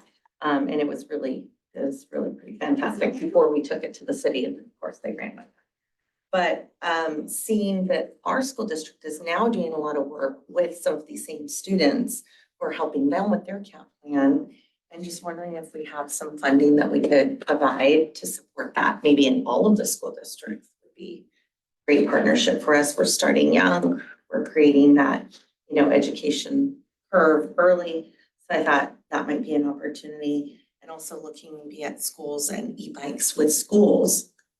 If we can get kids to drive more bikes, I don't know, that there, when I think about that, we just recently had some discussion on safety and things like that, but maybe a storage place for where they can put those bikes. We're helping with that. Our school districts have some pretty limited funds in the area. So those were just some of the top things that were bringing in my head. No, thank you. I think we may follow up with you on the school piece. That is kind of the intent of the grants though, is that we want to try to make it open to more ideas. And so it'd be like, we put the criteria together and then we would want some entities, whether it's the schools, whether it's your city working with the school, whether it's some other entity in your area working with you or working with the school, like, I think that would sort of be the vision. And so I think to your question, that would be an area that we could really use your city's help, is like getting the word out once we have this to all of those entities that maybe would be interested and could play a role. And if you have some ideas like that, like really kind of nudging them and saying, Specific, yes. this would be really good for you to look at, I think that would be great. Okay, I just bring it up here because it's so great to get everybody's input and, if we're all starting to turn our wheels. Thank you. Director Wale? Thank you. I'm glad you brought that up. That's something I have been talking so much in my city, the difference between the students versus the rest of the residents. Fortunately, high school students really believe in this. And they have sustainability or climate or something, they have a team club. A high school. So ping me and I'll connect you. So we are running the education fund. We're just about to approve those grants right now. So there's a full spreadsheet full of schools doing wonderful things and the financial backing we're giving. Wonderful. If you're already connected with them, that's great. And on the similar note, the Silicon Valley Youth Climate Action Group, I'm sure they're always looking to, I think, mentor. What's good is it's high school students that are now looking to mentor younger ages also. So that's good. Connected. They're on the list. Any other comments? Anyone from the public? Okay, thank you very much. And our next item is the 2023 SVCE Electrification Awareness Residential Customer Survey. Adam, take it away. So Michaela and I will be in this one. She will get all the fun stuff. I'm just going to kick it off for her. So we're a little short on time, but we can go quickly. I think the primary message here is this is our annual customer survey. We're asking them about kind of general and electrification. The results are kind of as expected. So there are no amazing. Yeah, it's as expected. And I think if I'm to tee anything up, I would like to remind many that our customers aren't thinking about energy like we do. They don't spend time. So, the perfect utility customer experience may not involve thinking about the utility. There you go. So we just need to energize them, right? Exactly. Affordability, reliability. We'll give you some static about that comment. Yeah.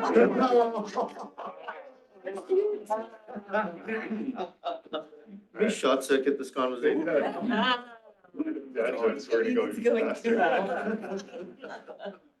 And of course, we'll share. All right, so our goal here is to just check in with our customers. This is a bit of a voice of the customer, but it's very high level. It is an annual survey. One was conducted August through September. Kind of played with the time frame a little bit, but not significant. And we are providing these in multiple languages: English, Chinese, Spanish, Vietnamese. There is a $10 incentive for participation. It is an online survey. 653 respondents, and we are accounting for all of the biases and everything I just said. So the $10, the online, the language, that's all kind of statistically handled behind the scenes because we've got a great group of people doing this for us. And just to remind everyone, this is kind of what SVCE looks like in our service territory.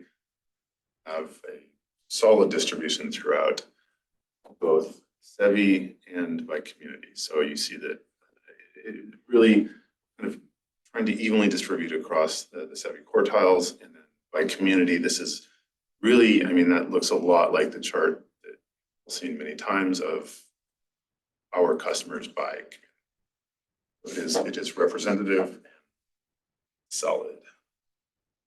Kayla. I get to talk about the juicy results. As Adam said, spoiler alert, there's no massive surprises to us. The first few slides I'm going to speak to just reflect general awareness of us as an agency, program awareness, and then there are a few slides at the end where we're able to get some insights to how customers are perceiving the barriers to electrification. So this first slide tracks our general awareness, and we track this in two ways year over year. The first is unaided recall, the second is aided recall. So that first bullet you see is our unaided recall. This means we ask customers who provides your electricity. Reminder, we are not associated with the recruitment for this survey. So they have, before this question, seen no mention of Silicon Valley Clean Energy. So 7% of these respondents listed us as their electricity provider, which is great to know. But what we look at more frequently is the aided recall. So the 73% of customers that when asked, do you know who Silicon Valley Clean Energy is, responded yes. And so both the 7% and the 73% track with what we've seen in the past. And this just shows us what we've already known, that there's always room to increase our general awareness and remind customers who we are and what we do.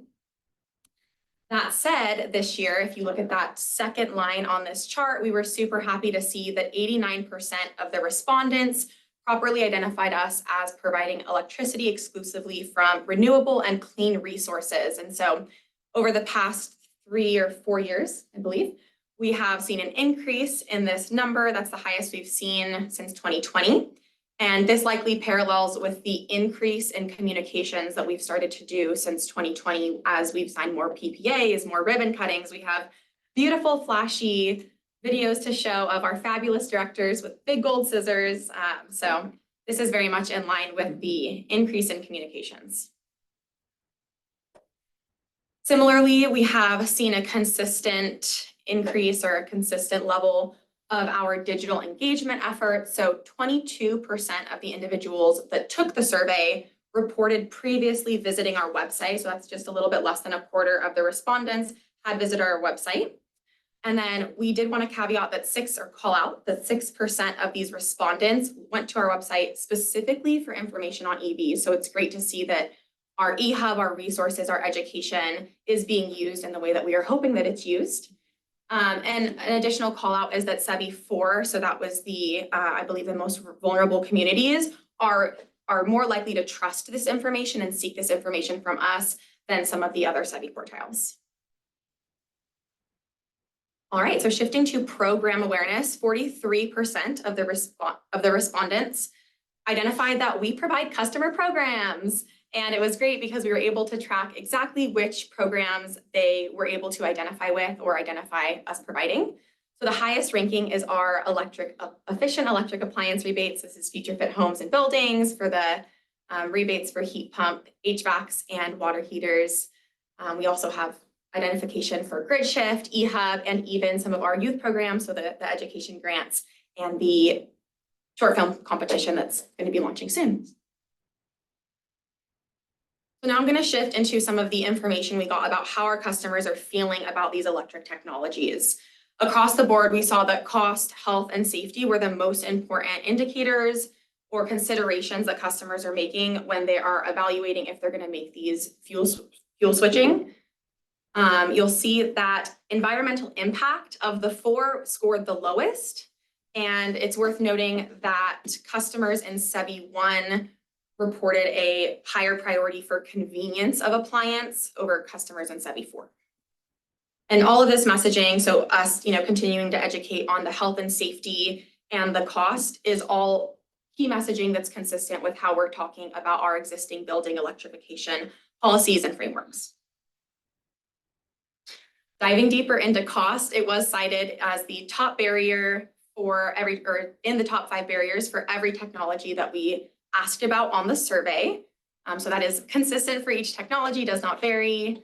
Other reoccurring barriers that we saw is, still some range anxiety for EVs and concerns about charging access. For heat pump water heaters, lack of information, concerns about panel upgrades, none of this is a surprise to us. And then for solar and battery, lack of information, questions around reliability, and HOA and condo approval concerns as well. Diving deeper into each technology, we did want to get a sense for if customers, were going to replace something in the next 3 years, what would it be? And so smart thermostats, heat pump heating and cooling, and EV chargers scored the highest there. We were actually very happy with the increase from 2022 to 2023 for the interest in heat pumps. So that's a pretty big jump. I believe that's the biggest we've seen since we started doing these surveys. Also want to call out, there was a jump in interest for electric yard care, which we started doing promotions a year or two ago about. Where's the heat pump water heater on this chart? Second, third from the, oh, It's, That's heating. yes, it calls out the heating and cooling. This is aggregate for multiple questions. So I'm pretty sure this clumps heat pump technology, but I can double check, yes. But I'm gonna dive deeper into heat pump information because we love our heat pump water heaters here at SVCE. And so the pie chart on the left shows a breakdown of all of the respondents. The lightest section is if they were unlikely to install in the future. The medium blue is if they were somewhat likely, and the dark blue is highly likely. So it's great to see that the lightest piece of the pie is the smallest. The middle chart is interesting because we were asking customers how they found out about this information, and you'll see that top scoring answer was do-it-yourself renovation media. And so this is like your HGTV, your home remodel. And so it's really helpful for our team to see this and think about how we can mimic this form of media or influence this form of media to make sure that we're getting accurate information about heat pumps out there. And then just wanted to list the barriers. Cost number one, the second, still costs associated with the cost of electricity to heat and lack of information and installation concerns. what about reliability of electricity? That's what I hear from my That's what we hear, constituents yeah. all the time. Yes. Yeah. That's it. Oh, why would I go electric? The power goes out all the time. Yeah. We hear that not unique for heat pumps, but stoves and everything. So in general, there was good sentiment and understanding that all electric homes do improve indoor and outdoor air quality. So 73% of the respondents were able to recognize and acknowledge that. However, only 54% recognize that all electric homes can be more efficient. So there's definitely some room for continued education around the fact that these appliances are also highly efficient. Same for the cost. So higher efficiency, you're going to reduce your energy loss and you're going to increase your savings. So 64% of those respondents thought they were more expensive. So we've got some kind of myth busting to do. Again, not a surprise to us. Kind of the conversation earlier, we have some rates that can be paired. And so education around, now you've got the appliance, let's pair you with the right rate and really show you that benefit. I may have tuned out a little earlier, but the thing that I hear from my constituents, and they're still confused about this, is the PCIA and that charge on their bill. And to the extent that it goes down, that's a good thing, obviously, but that's still very confusing to a lot of people. So I'll just leave you with that. We had, just to add, we had a ELEC feedback dinner. So these are our ELEC users that we gathered in December. And a key takeaway was that these folks who are really plugged into their energy usage and tracking were still concerned about their bill and couldn't necessarily figure it out. And so that's just a big education opportunity for us to really work closely and provide some better guidance and reporting on how much customers are saving. I guess if people don't understand that and it's a risk to them, then it just exacerbates the bold point. They thought their it's the cost of electricity is too high. I don't get it. I don't understand this. Why does it go up and down? And anyways. All right, last two slides. Wanted to share this EV takeaway. It just confirms our understanding of some of these barriers. to EV adoption and confirms the path that we've chosen to go for some of our EV charger programs. So that highlighted line shows that 42% of the respondents that lived in multifamily properties stated not having a place to charge their EV as a huge barrier. And so we have some programs that are designed at looking at these high density locations, these multifamily properties, to hopefully reduce that barrier and see that number go down over the years. And wanted to end with a massive opportunity we see, again, not a surprise to us, but 49% of these respondents were not interested in induction cooktops. And so we have a lot of work to do to educate and to increase awareness and comfort with this new technology or newer technology to some of our audiences. And so 18% of respondents said that they'd be interested in getting information of gas versus induction and maybe some of the health benefits there. But this is very much in line with the marketing and communications plans that we've already kind of have in play and some rebates that are going to be coming out to hopefully reduce that cost barrier too for this. So I'm a late comer to this. I ordered a portable electric induction cooktop that arrives today. Very exciting. Great. And it costs $52. It was just one click, plus tax. So I got, and then one more click, I got my rebate. So I'm hoping that the check doesn't bounce. And that cost us $7. So. Oh, wow. Wow, that's great. Remove the affordability barrier. Yeah. What about the pots and pans to cook on it? I understand it, but what I have already works. Right. A lot more do than you think. Yeah, That's what Yeah. it depends on what you're using, Yeah. yeah. Director Wallen? Thank you. So I'll just add to that. I heard from Supervisor Lee that there is something you can get from Amazon. Then you can use your current pots and pans, even the ones that don't work. So just if I haven't used it, want to hear more. But my comment is for Michelle, that I'm blanking on her names. I need more coffee. Sorry. Yeah. Sorry, Michaela. Michaela? For the multifamily EV charging, I think here is an opportunity for us, the dreaded housing element word. But every city is going to be in the next 2 years building more. And if the part of this is getting moved ministerially, Yes. i.e. notified to the planning commission. So that department needs to know wherever they have the authority to add more conditions of approval, to ask for this, not just ask, but partner them with the incentive. I think there is some window of opportunity for you to work with each city as each project goes through. My city will have less numbers, just because of the scale, but some other cities, Sunnyvale or even Los Altos will have higher numbers. Add that to your list. The cost is high too. I went in some last weekend. That's what I've heard, but Yes, that's yes. precisely why if we, from SVCE perspective, if we want to spread the message, otherwise it's not gonna get done. No, I was referring to the cost of the units in Los Altos. I went in a 3.5 million 2-bedroom, 2-bath unit last weekend. Maybe I'll ask Zoe to speak a little bit about policy experimentation and permit modernization. Yeah, so for all of the new construction, there are EV requirements for that installation. And a lot of you adopted reach codes to maximize those requirements. And even, I don't recall, but even those of you who don't have single family or multifamily now, many adopted that reach code so that the new would be there. But the really key thing to note too, in terms of the incentives, is that we do have this wonderful program for affordable multifamily where we will pay cost differential to meet those higher reach code standards.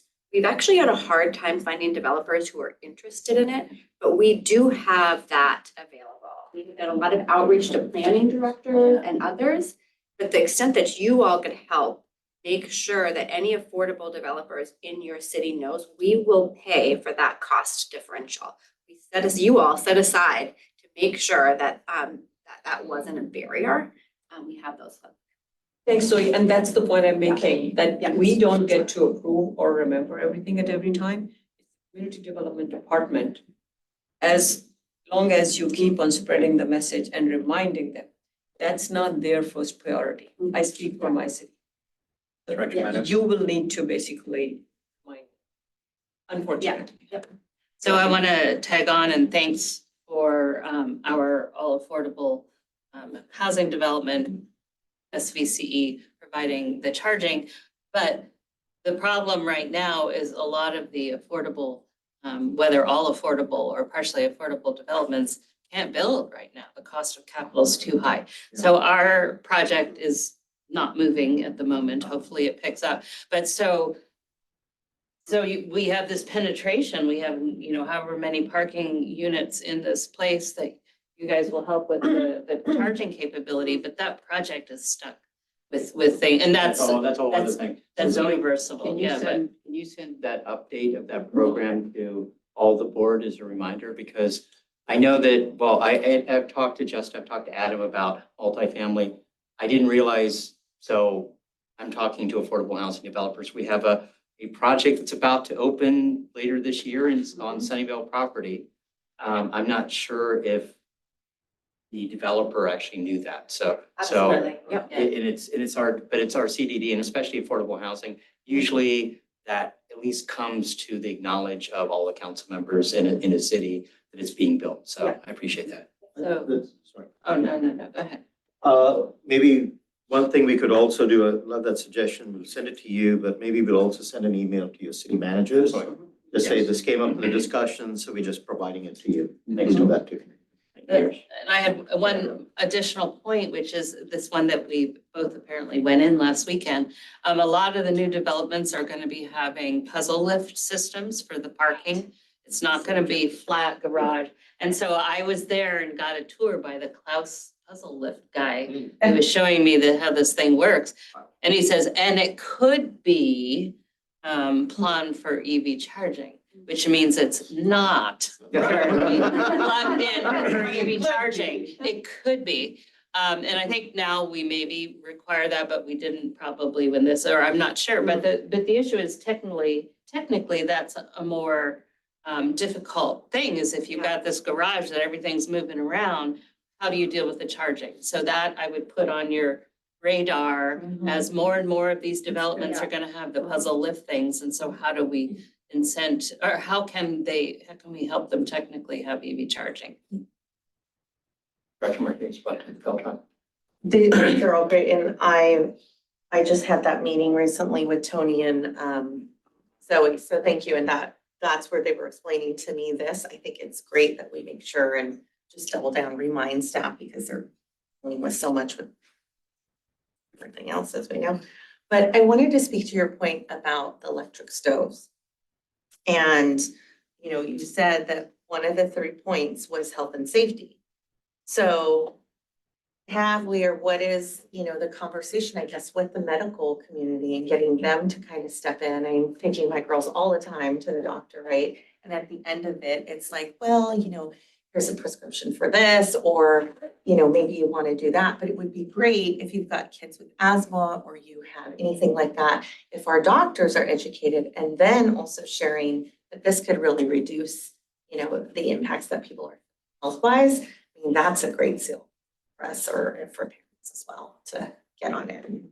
Yeah, and that makes me just to share a little bit about some of the work that Zoe and him are doing with BackBend and some of the regional support there, very much health focused, health forward, key message, like the right messenger. How can we leverage all of the information they already have and help support it, and then provide our own education behind it as well.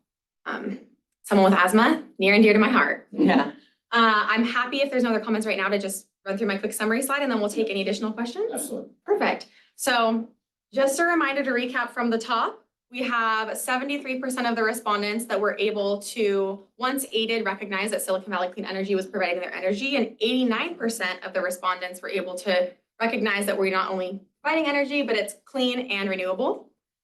We had just under half of our respondents recognize that we offer some type of customer program, with the highest being our rebate program for recognition. So that's great.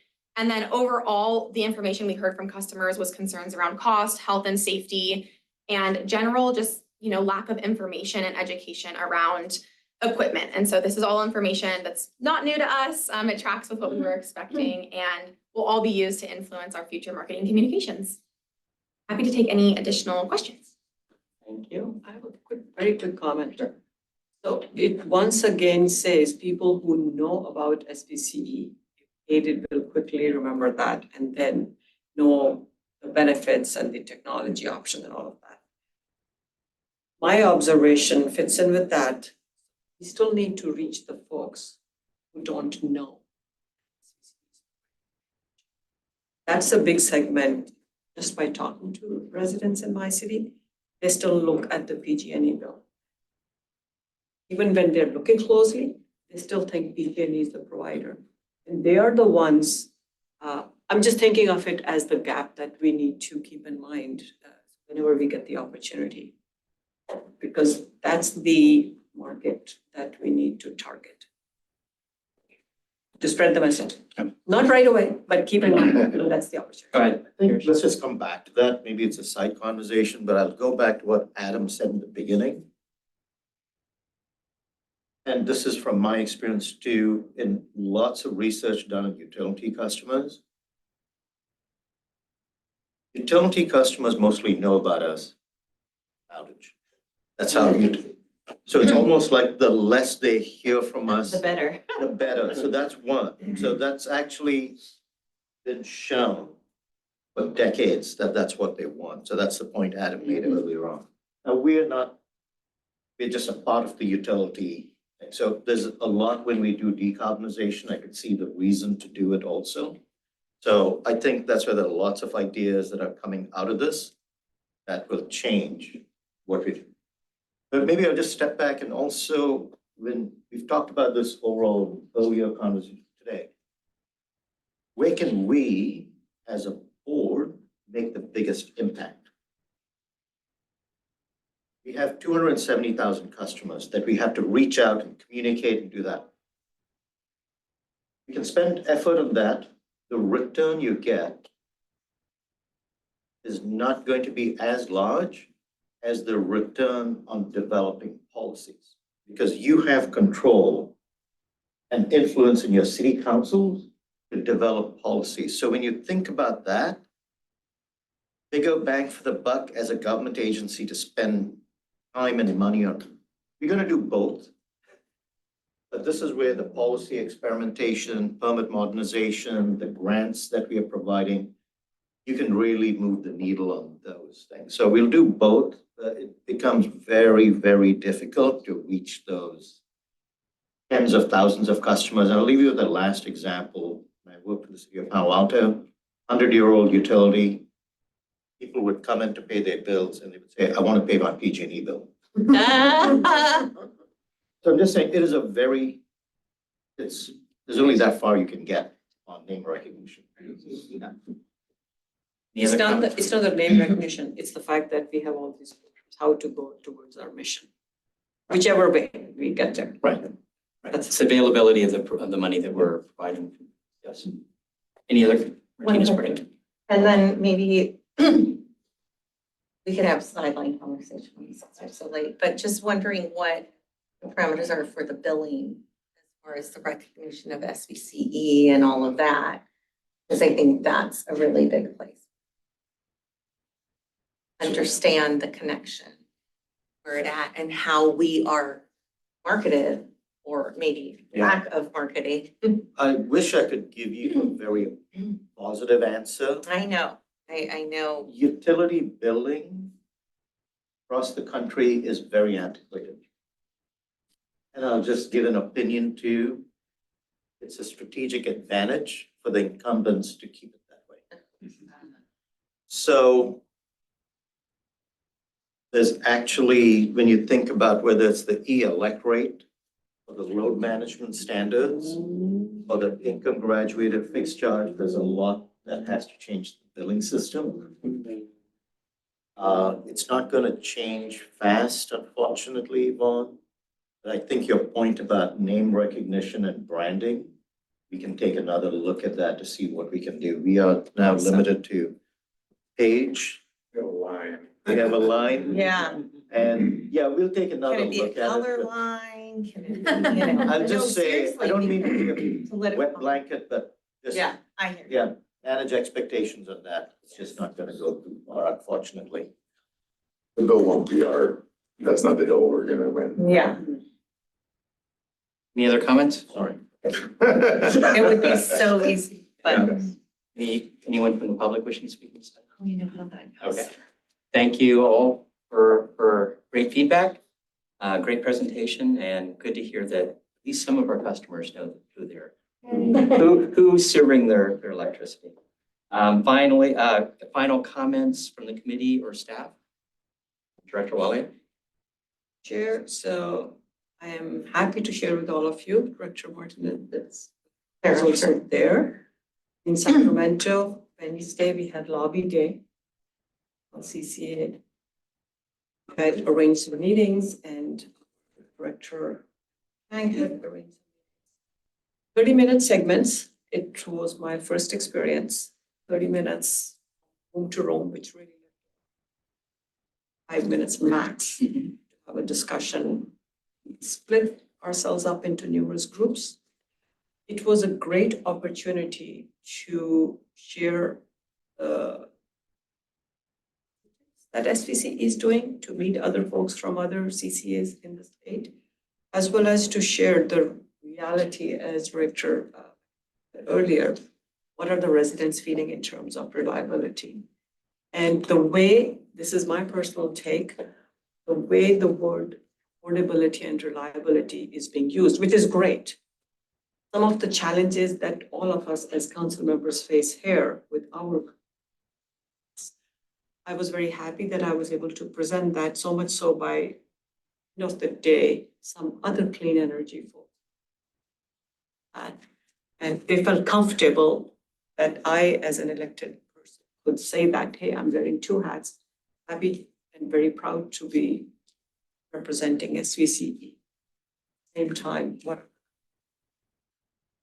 the other issues that were brought up were science-related challenges that CCAs are facing in the regulatory environment, the deliverability challenges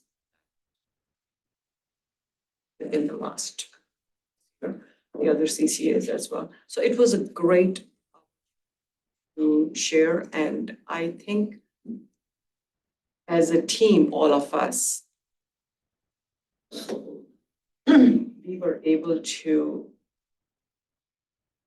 listen, get their input, different legislators directly or through their senior staff. So quite an experience, and Yeah. It was great. It was fantastic. And, you know, coming to this, actually, there's so many thoughts, right, still floating around from all that. But I find it was really important for CCAs. We were able to talk with legislators and get them to think about the benefits, right? The benefits of CCAs versus the IOUs. I mean, we're going into our communities, working directly because each city is a member. So you have that really, really tight relationship, and then being able to help with, for example, whether it's the community center and greening them up. I mean, money is directly going back. We talked about, Bennett had some really great points, but the PPAs we've done, 1.1 billion, you know, that has gone and been reinvested right back into our cities. I mean, when we all have very stretched budgets, it's so important to see those dollars for all of us because we wouldn't get them anywhere else. And I think that really resonated with our legislators, understanding the value that CCAs are bringing to their direct constituents versus, you know, what they might not be seeing elsewhere. So I thought that was good. I think it was really important. Beth talked a lot, the of the CCAs, and talking about how we need to we have a lot of wildfire, you know, mitigation that's going on and trying to address that by PG&E, but we have to look at the infrastructure and get caught up on that, and that it needs to be done in parallel and concurrently, rather than let's address the wire. Everybody understands that PG is focusing on doing the wildfire, but in the meantime, all of our infrastructure needs are being kind of ignored, and it's got to be concurrent. So I think that was a really important takeaway as well. And then the opportunity to educate the legislators on CPUC, just understanding how, we're doing all of this work kind of with our hands tied behind our back. So it was a great opportunity. Garish? Most like this is my last EC meeting. And I wanted to recognize the city of Los Altos Hills for being the first one to adopt an emissions-based beach code. It's quite innovative, and wanted to congratulate City Council, the EIC, city staff, and the community. It's very cool. And Silicon Valley Clean Energy. And we Right. did assist too, but yeah, I thought your city manager and your community development director, Jay, I want to offer kudos to them. It was a great partnership, and right at the tail end of the meeting, I get this text, which I'm not supposed to look at about. Right. Right, from Garish Alessandron saying, congratulations on your passing the thing, and I may have typed to him, even though that would be highly improper to say, Irregular. there was only one curmudgeon. And, we had the one curmudgeon, and he spoke, and we just said, okay, thank you, and we moved on. We didn't address it, we didn't try to change his mind, anything, there's just one, you just keep going. Public or elected? Are you assuming? No, not you. Anyway, it just summarizes, I think, a lot of the discussion today. But being the tip of the spear, leaning in on various different things, it's Yeah. doing everything here. So thank you. Thank you. Thank you. Thank you. And a few final comments. I'm sure everybody has seen or heard the front page of the Merc today. The PG&E profits. Oh, yes, I heard that on the news. $2.2 billion, 25% increase year over year. Definitely, as they're looking at the CPUC rate increase requests in March, I think there'll be a little bit more of a negative feedback on that. So we'll see where this year goes as far as that's concerned. Just as a quick update, Sunnyvale will be having this next stage of our Civic Center opening for those of you that have visited. Earth Day, April 20th. We'll be doing the ribbon cutting on that, which will open up that 6 acres of open space. We'll finally have turned on basically enabled our battery storage, which has been, after the building has been open, it's been finally kind of in progress as we worked on the grounds, tearing down the old buildings and all that, but that will be happening on the 20th, and you'll be receiving invites as far as that's concerned, as well as SVCE staff. So that's upcoming, at least as far as Earth Day in April. No other comments. We will adjourn this meeting. Sorry it's taken so long, but I think it was a very productive meeting at 12:25 p.m. Thank you all. Thank you. Thank you.